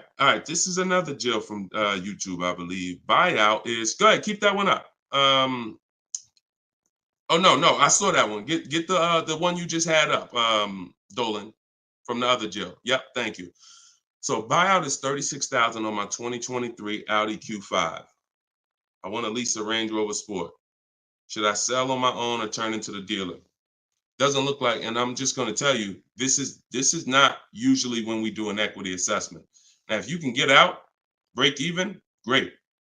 You're driving a 2023 Audi Q5. I don't know who told you that you could switch cars that fast, but it doesn't happen that way.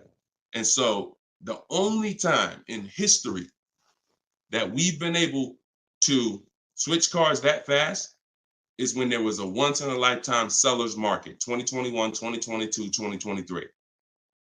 Once in a lifetime. Chip shortage, every single car was worth 5,000, 7,000, to some of the trucks were worth 10 to 15 grand more than they would normally be worth. Now, I told people back in 2020 that 2021 that was going to come to an end, and don't get used to this. But I told everybody who would listen, you need to cash out now because your vehicle is never going to be worth more today, never going to be worth more than it is today. But that's over. So if you may have cashed out, some people, you sold a car. If you sold a car back then, you can type, type dollar signs. If anybody sold a car from 2020 to 2023, and you got crazy value for it. Some people were like buying cars, and 2 years later, they got all the money back. I did that twice. I leased a brand new Jeep, 2018, and I sold it in 2021, and I made $8,900 after I drove it for 3 years. And my mother, I helped her sell her Mazda CX-5. She was a low mileage driver, and I helped her cash out. She made $10,200 after she drove it for 3 years. Made a video. I recorded her and my dad. They couldn't believe it. They couldn't believe that they drove a car for 3 years, turned around and sold it, got every single dollar they put into it back. And he was like, all right, man, I'm looking forward to doing this again. I said, Dad, this ain't gonna happen again. So enjoy it. You were part of a once in a lifetime market where you cashed out and you won. But we cannot base our strategy anymore off that. That's over, and you'll get in trouble financially trying to do this. So there is no setup where you could buy a car or lease it and in a year, 18 months, trade it, replace that car. Just not. Because we already talked about earlier, let's take a $50,000 car. A year later, if you don't drive it 1 mile, what's it worth? Didn't drive it 1 single mile, just parked it right outside your house. 43, 44, max, absolute max. So when that car is losing value like that, whether you bought it or leased it, the asset, it's what the car is worth. Forget about the finances attached to it. You can't, and look, if it's a Jeep Wrangler, if it's a car that has a high resale value, like a Jeep Wrangler or a G-Wagon, these are top 10 best resale values in the world, then all I'm gonna do is after I lease it, I'm just gonna sell it and I'll make the equity. But I'm not going to look to trade that car or replace that car in a year, 18 months, break my lease contract. Now you do your equity assessment, Jill. Call your leasing company, find out what your payoff is. You said it's 36. Now, if you can get offers higher than 36, then you can get out. Very simple. So get the offers from the companies that I mentioned about 15 minutes ago. I laid out the 6 companies. But when you lease, though, you must put no on those websites. It's going to ask you, do you have is the vehicle owned, leased, or financed? You want to put owned, because something triggers on their websites. They think every lease has a third-party restriction. Most of them do, but if you just want to find out what the market value is for your car, and if you could get out and make some money or break even, then yes, you can jump out, no problem. But if you see that your buyout is this and all the offers are below that, then what you're now about to do, even if you say, because some people will say, all right, well, I'm gonna walk in the dealer, see if they can work a better deal than that. No dealer is going to give you more than the online buyers.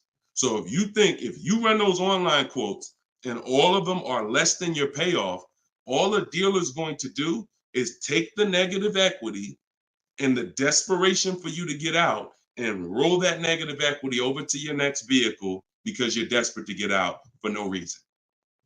So that's the real. You can do what you want.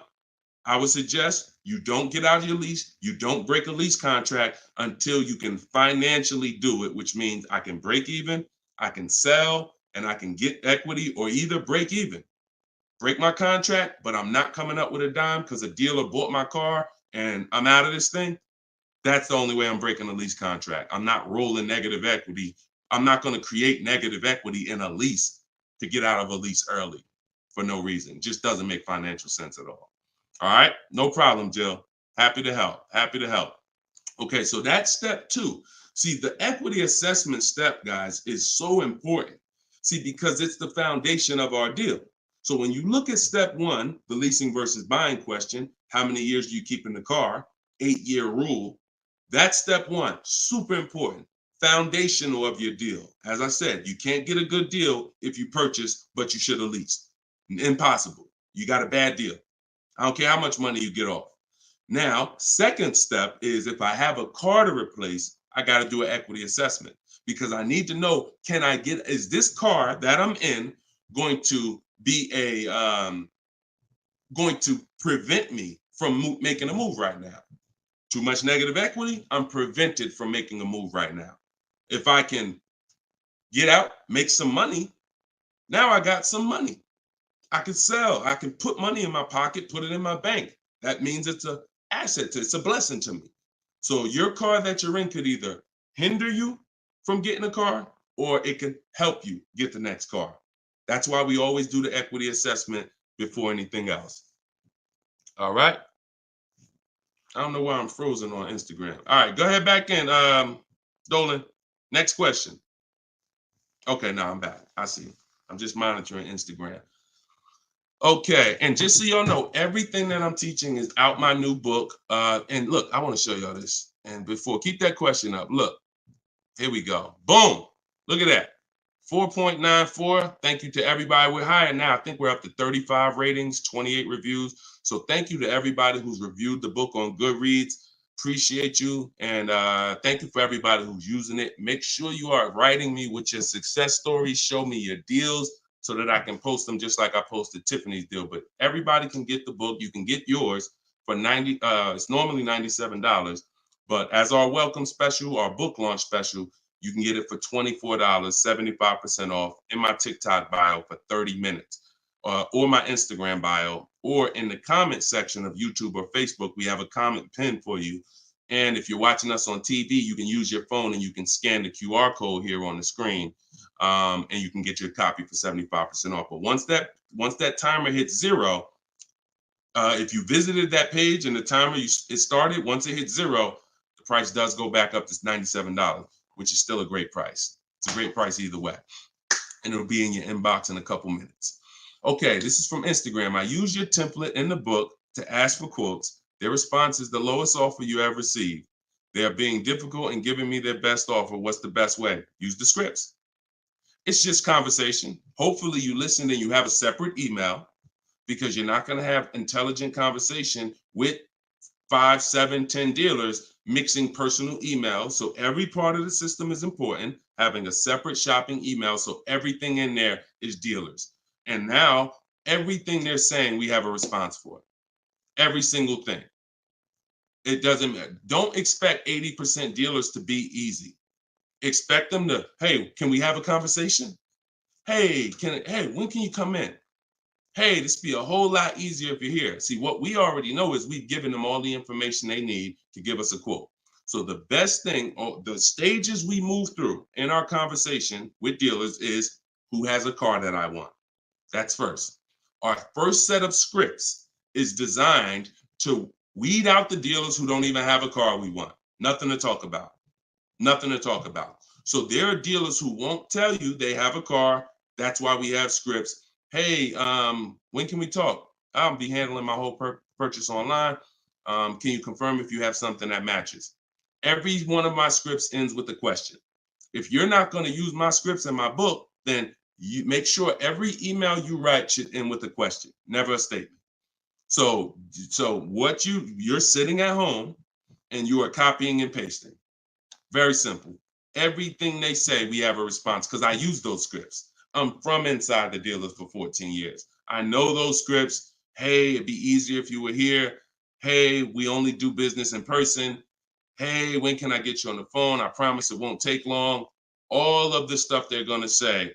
Hey, we only quote in person. None of the people I'm talking to have said that. So should I remove you from my list? Always ends with a question. So your expectation may be, you thought by sending all the scripts, you were just going to get, oh, quotes coming in, everyone doing this. No, that's why we have scripts, because we keep the conversation moving forward. Everything they say, just go to the script, open the template. And just so y'all know, in my book, one of the best reasons why it's a digital book is because I link you to videos and I link you to documents, and that you can copy and paste. So that what this person is talking about is the templates and scripts that I've created for contacting and having these conversations with dealers. So, but everything you are doing, everything they're doing is very predictable. You just change your expectation. I'm going to talk to several people and I'm going to weed this down to 5 offers. And out of the 5, one of them is going to beat everybody else. And then I'm going to use my counter offer calculator that Deshone made to send the counter offers and close my best deal. Take all the emotion out of it. Take all the emotion out of it. You should be emotionless at it. Nobody can hurt you. All right, you're at home in your living room. All right, go ahead. Mike said nobody gives us this info. I sold cars and the dealership wouldn't even give us any insight. Trust me, Mike, I understand, man. That's why I love the 20% of car salesmen and dealers. They love what we're doing here because they know we were never taught this stuff. So we were never taught about leasing, financing. Thank God I was able to learn it, and I was able to, but we weren't taught about insurances, all the stuff that they should be training us on. We weren't taught. So I appreciate you being here, man. All right, go ahead, Dolan. Next question. Great questions today. Great questions. Let's go. I see you. Shout out to the people running the likes up on TikTok. Can y'all just keep tapping the screen every couple minutes if you could? If you enjoying the show, you getting value out of what we're doing, every couple minutes, if you could just tap that screen and keep running those likes up. I appreciate y'all. It lets TikTok know we talking big money over here. Yep, I see it. Thank y'all. Appreciate you. All right, this is Gary on YouTube. When leasing, is it all about purchase price? No, it isn't, Gary. Great question. When purchasing, it's always about purchase price. All in, out the door, tax fees, everything included. Purchasing is always. Now, leasing, we get our lease offers, and this is where we eliminate the term down payment. We no longer say down payment. I want you to eliminate that word, those words from your vocabulary. You want to replace them with total out of pocket. Total out of pocket.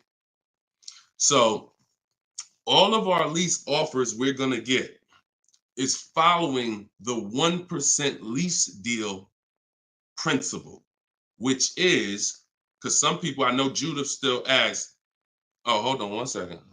Hold on.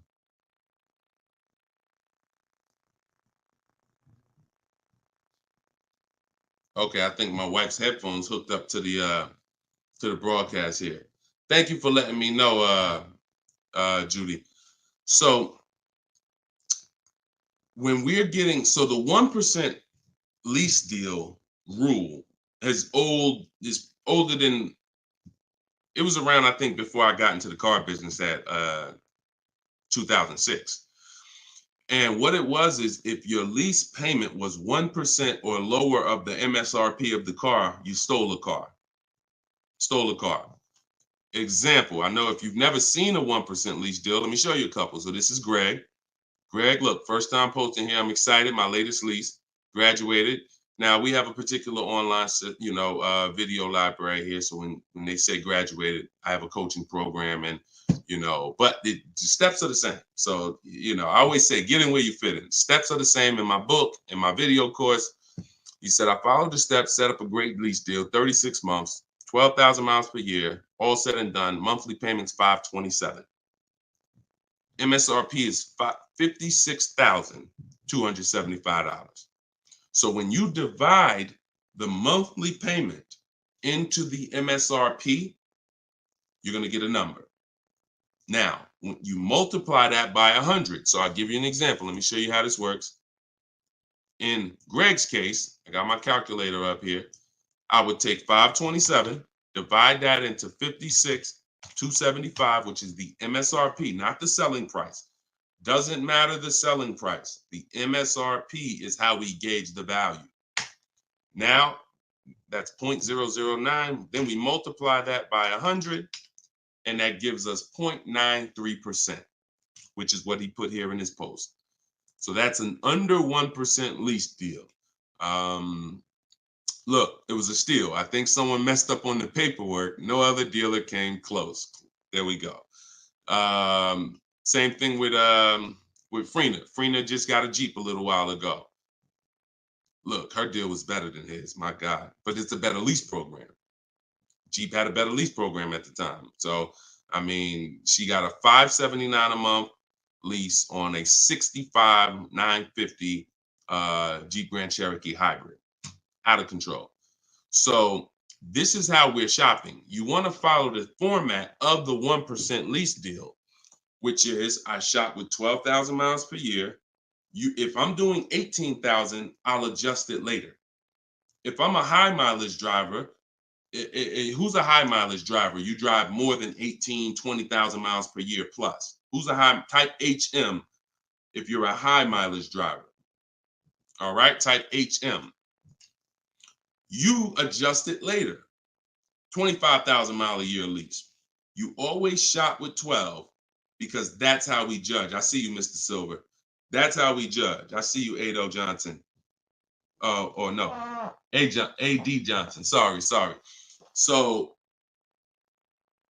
still going to, this is still Gary's question. This is why we're not focused on the purchase price when we're shopping lease offers. We're focused on looking at the formula that we use to judge a great lease deal. And everything we do, I have 3 rules. 1% lease deal, I didn't make it up. That's a steal. In between 1% and 1.5%, that's a deal, because that's still better than a purchase. It's still great value. When you compare it to someone who's purchasing, they're paying tons more. Even somebody who didn't get a steal, because the lease program has to be there to get a steal. They got to want to give away these cars. They got to have great incentive, great, everything has to line up, stars in the moon, and then we get the dealer that's going to give us the biggest discount. If it's under 1%, that means the lease program was incredible. But a good lease program, great lease program, will still get you, when you shop your offers, in between 1% and 1.5%. So, you look at somebody like, I used, Charles. So Charles got a Palisade, very, very popular vehicle. He got 10 offers from home. His best offer was 1.23, $48,000 vehicle. He's paying $597 a month. Now that same $48,000 vehicle, and this, I'm about to hit on something that I said earlier, but I'm gonna really bring it across home plate right now. It's impossible to get a great deal when you purchase, but you should have leased. Because look, $48,000 Palisade, you guys know, we talked about it earlier, every $5,000 on a loan is about how much per month? Every $5,000 on a loan is about how much per month? I told y'all, stay by the keyboard, because we like to dialogue. So we want to make sure you are always by your keyboard so you could dialogue. Active learning. That's how you're going to get the most out of this show. Active. Okay. Anybody type it yet? Okay. Thank you, Dominic, on TikTok. Yes. $100. So that same Palisade that Charles is driving right now for $597, there are people who financed it, no money down, and they're paying almost $1,000 a month, $900 to $1,000 if they got a 5-year loan. If they took a 6-year loan, they're probably paying $8 something a month for 6 years. He's paying $597. So that's what I say. You cannot. And even when you have a good lease program and you get your offers, 1.23, 1.25, 1.3, great value compared to purchasing that car. You're avoiding the depreciation that someone who's purchasing is going to take, and it's no comparison. So, but there comes a limit. That's the third category. We got the steals, we got the deals, and then we got, I call this, it's time to chill. 1.5%. Above that, it's not a deal. There's no value there. There's very little value there. Now, no, there's no value. And I'm going to tell you why. Just add up all the payments. 1.5%, we're paying too much for a vehicle we're giving back. It's very simple. We're paying too much for a vehicle that we're giving back. When you take hold on, let me get rid of this. Put the banner back up for those of you who want your book at 75% off. Just scan it right there. Once you get above 1.5%, there's no value, because if you take a $40,000 vehicle, a steal at 1% is $400 a month. A deal is between 4 something and 6. That's 1 to 1.5. 600 a month. Now, above 600 a month, let's take 650. That's 650 divided into 40,000. 650 divided into 40,000. That's a 1.6 lease. I never signed it. Never signed it. I'm gonna tell you why. 650 times 36 months, $23,400. $23,400 I'm paying over 3 years for a $40,000 vehicle that I'm giving back. I paid more than half of the vehicle to give it back in 3 years. So those of you who always wondered what the 1.5% rule, I had to create it, because the 1% rule, a lot of savvy people knew about it. But I noticed There was no threshold for when a bad lease deal. When are we at a bad lease deal now? We know what a steal is, but what's the bad lease deals? And when I started looking at the comparison to purchasing and then the giving a car back, once you get up above 1.5%, there's no value in leasing that vehicle. Next. Clear? We don't sign bad lease deals. Only time we did that, I'm gonna tell you something. All through the pandemic, I had people making 5, 7, 10 grand. Kid you not, hundreds of them. If they were making that kind of money selling their leases, then that was the only exception. Some of them will take a 1.6 lease, put money down. Some of that big equity they had that they didn't even know they were going to have, they would put it down to lower their payment. But that was the only exception back then. I never co-signed somebody doing it now. Okay? There we go. Gary, Gary, in my TikTok bio, are you on my email list? Send me an email. You want the whole, you just send me an email and we'll make sure we get you in. And that's a special price, and I'll get you the special price to join us. Okay. I don't know how, can we communicate on YouTube? I don't think we can. I think we can only communicate. If you follow me on any of the other platforms, Gary, YouTube, TikTok, Facebook, Instagram, they allow those direct messages and we'll be able to see you. Just send me a message and I'll get you I'll have the team find some special link to get you in at that price. All right. MSRP, Todd, is always the bottom line. Okay, this is a great question. Hold on. We'll pull another question up, but I want to do Todd's question he just asked right here. He said, do you include freight and handling in the MSRP calculations? That's a great question. Very common. Let me show you this. When you are looking at the MSRP, y'all, leases and purchases of brand new cars, used car purchasing is different. But when you're shopping, we're always shopping based on the MSRP. So let me show y'all this. I'm actually going to save a window sticker right now, and I'm going to bring it onto the show. Hold on. All right, so let me go here. Boom. Check this out. All right, here we go. Hold on. It's loading. Boom. All right, so here's a window sticker. Now, these numbers can be a little confusing. We want to go right there. Right there. Total MSRP is all we care about. Right there. Total MSRP. Because you do pay for destination to get the car from the factory to the dealership. That's included. Like that's we pay for that. So it's no problem. We need to know. You don't want to account for any of these numbers up here before the option. It's always the bottom line MSRP, total MSRP. Now, if you ever see an addendum next to a window sticker, you see a handwritten addendum or a typed addendum that takes this total MSRP and it gives some other stuff next to it, we pay no attention to that. And in my case, if you're using what I'm teaching you, you would never even be talking to that dealer about getting a quote until you got home. So even if you go, the only time we would actually even see that particular dealer, that particular window sticker, is if we showed up to test drive the car and that particular one that we test drove just so happened to have the addendum on it. That's the only time we'd even see it. Quite honestly. It's no way, it's not even something, because we never talk numbers in the dealer. Your leverage is at home. Everything I'm teaching you is your leverage is at home. You can talk to multiple people from home. You can get bids from home. You can put people against each other from home. You're in control from home. You lose all of that sitting down at a car salesman's desk and going back and forth one-on-one. You can see the whole market at home. See, we get below market deals. I want you getting below market deals. There's no way for you to get below market deals without seeing enough offers to know the market. I can never sit down across the table from a car salesman and get a below market deal because I don't know what the market is. I only know what your price is.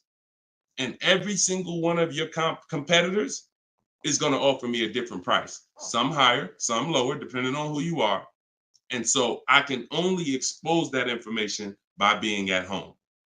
But yes, everything we are doing is always based on that total MSRP, and that's how we do our calculations. Okay, great question. If everybody's getting value out of the show, could you type some dollar signs?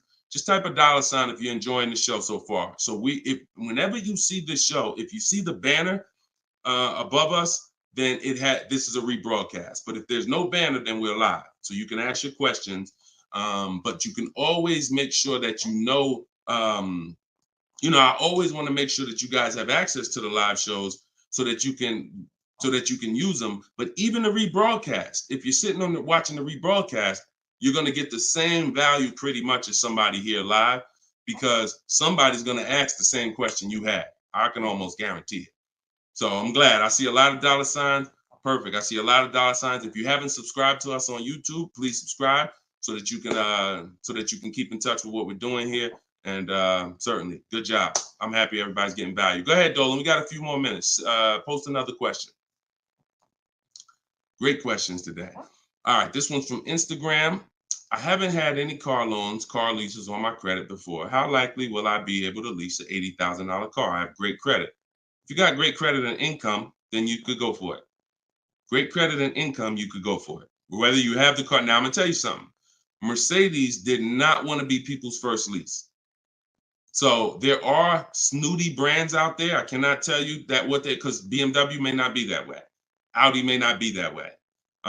Range Rover may not be that way, because I think Chase does their leases. So, but when it comes to Mercedes, they didn't want to be your first lease. You really had to have some type of comparable credit. But if you have great credit and you have the income, then certainly I'd be going for a lease. No doubt about it. No doubt about it. Just like the chicken and the egg, you know what I mean? Like, which comes first? Or it's better is the job and the experience. You can't get a job without experience. You can't get experience without a job. So in this particular case, somebody has to be your first, lender, and most of them will. Yeah, most of them will. You know what I do too? One more thing. I have this in my book too. Just so y'all know, every little detail is not left out, because I've been doing this since 2006. I've heard every question, and I knew every question has a place. What I do, if I'm you, is before I even shop for a car, if I don't know for sure, even with great credit, if I could get approved, I would call and I'd ask for the finance manager, and I'd tell him my situation. And I say, hey, look, you know what? I got a 740 credit score. I make this a year. I never leased before, but what do you think?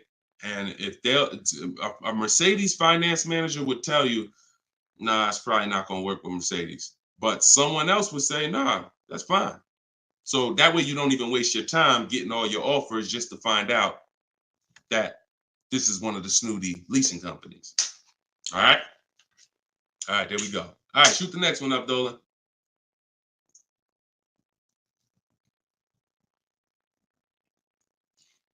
Jason Hughes from IG. 12 to 15K in equity. Great job. Okay. I mean, it's nothing you did, but if you got the equity assessment and you got bids, great job. Now, wait a minute. It doesn't sound like you got bids.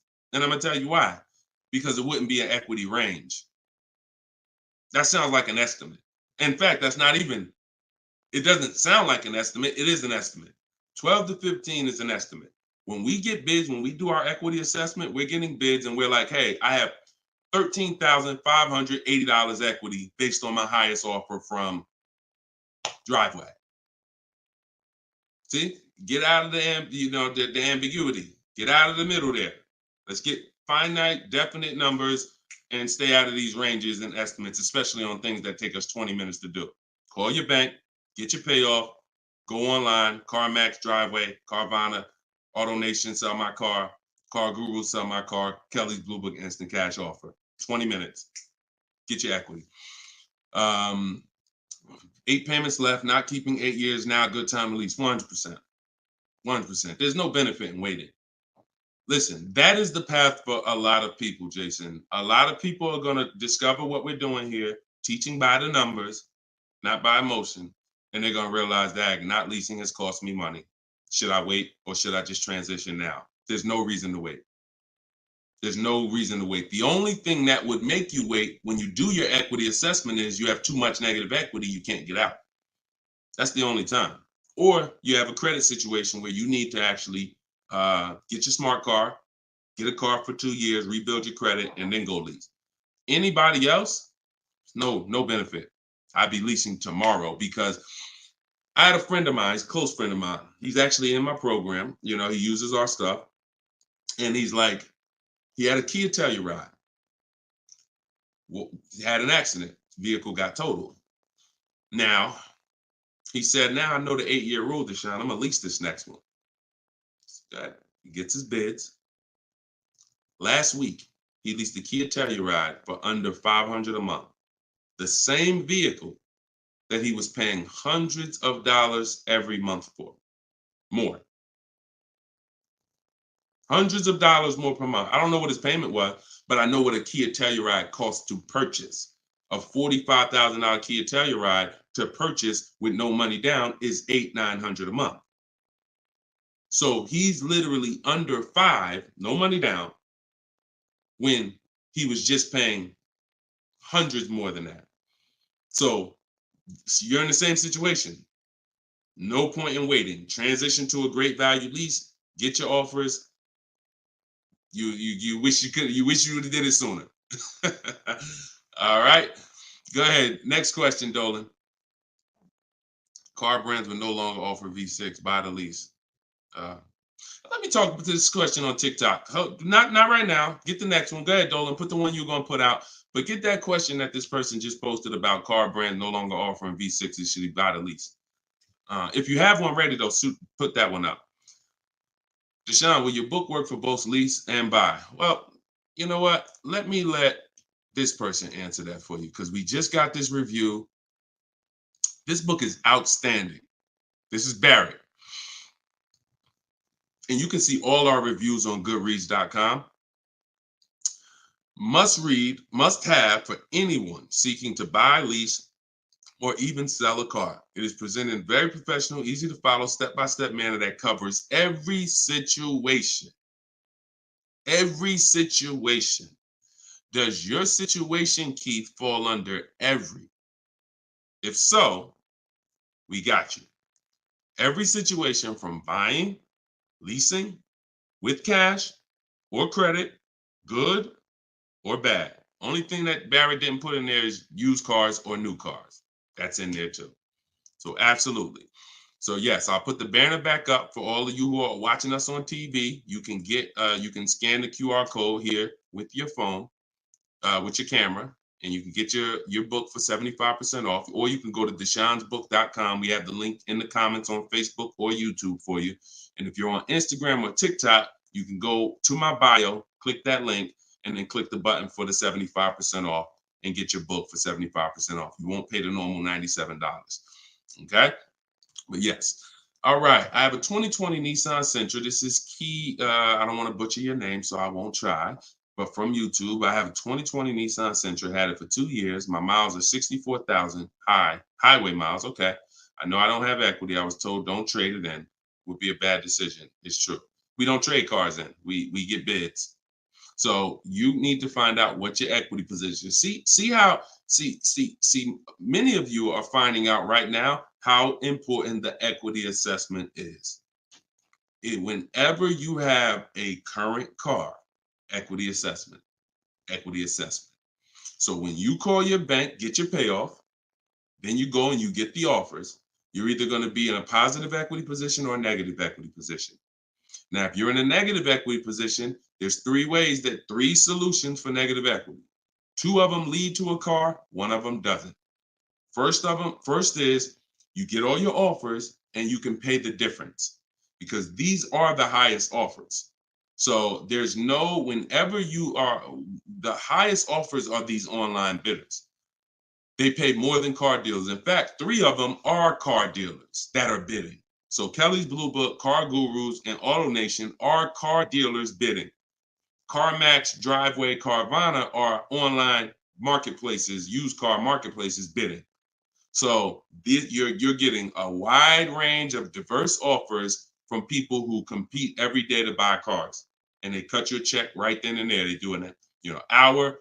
Both times I went to CarMax, me and my mother separately, we were out in an hour. I've had people who sold to Carvana, Kelly Blue Instant Cash Offer. They do their inspection. And then they bring you a check. So if you can pay, let's say you said you don't have equity. So if that's the case, then you may have negative equity, which means you might owe 30 and your highest offer is 28. Then I would come up with the 2,000 and I would pay the difference all day long because I'm still winning through a bid. My car's value is maximized through a bid. And if I don't get bids, I'm not maximizing my car's value. So now, second, when we can't pay the difference, then that means we must trade. This is the only scenario where we trade. Because you need now one part of the bidding strategy you can't do. So you're going to do the other part of the bidding strategy, which is now think about what car you want. Okay, I want a Toyota Camry. Now I'm going to get my bids. I'm going to get the lowest bid, the dealer that's going to sell me the car for the lowest amount, and then I'm going to purchase from them. But before I can purchase, now I need to bring my old car into the scenario and ask them, how much is my old car worth to you? Now that's the winning dealer. You need them to bring that loan because you need them to carry that negative equity you have and put it on top of your existing deal. So you cannot depend on, don't even think that they're going to pay the amounts you had over here. Oh, Driveway was offering me 29. Yeah, you could tell them that, but again, they're not going to be able to pay that. They can't beat all their competition on the bid and then beat all the online buyers on the bid. So that's why I say your first option is always to pay the difference. Because you can win with bids there, you maximize, and then you do a separate transaction, you can still keep them separate. But if you cannot get bid, if you can't pay the difference, your only option is you have to trade that car in, and then you're going to let the dealer who you buy the car from wrap the negative equity into the existing lease. It's hopefully it's a lease because there shouldn't be any reason you're trading that car unless you just want a lease. To buy another car, unless you're saying you're keeping it 8 years, which, like I said, most people, I've been doing this for years, they're going from a finance to a lease. Now, one more scenario. I told y'all it's 3 ways out of negative equity. One leads to no car. You have too much negative equity and you cannot put it on top of the actual deal because banks have loan to value ratios. So if you have $10,000 of negative equity, you can't just slap that on top of a $30,000 or $40,000 car. It's going to be too much unless you put money down. So you can't if you got some cash, you can make the deal happen, but you're not going to be able to do a no money down deal because you're looking to have the bank approve the car, the tax, the fees, which probably another $1,500, and 10 grand of negative equity. And then you want to find that's too much because the dealer has to go to the bank and say, we know this car is priced at 40, but we'd like you to lend this person 54. They're not going to do it. They might lend max 50. So the more negative equity you have, if it's too much, you're either going to have to bring some cash to the table to get the deal done. And if you have no cash, you got to wait. You got to pay down the car. It's the only option. That's why I say, know the cause of negative equity. It's usually because you haven't leased. 99, I could tell you the way out.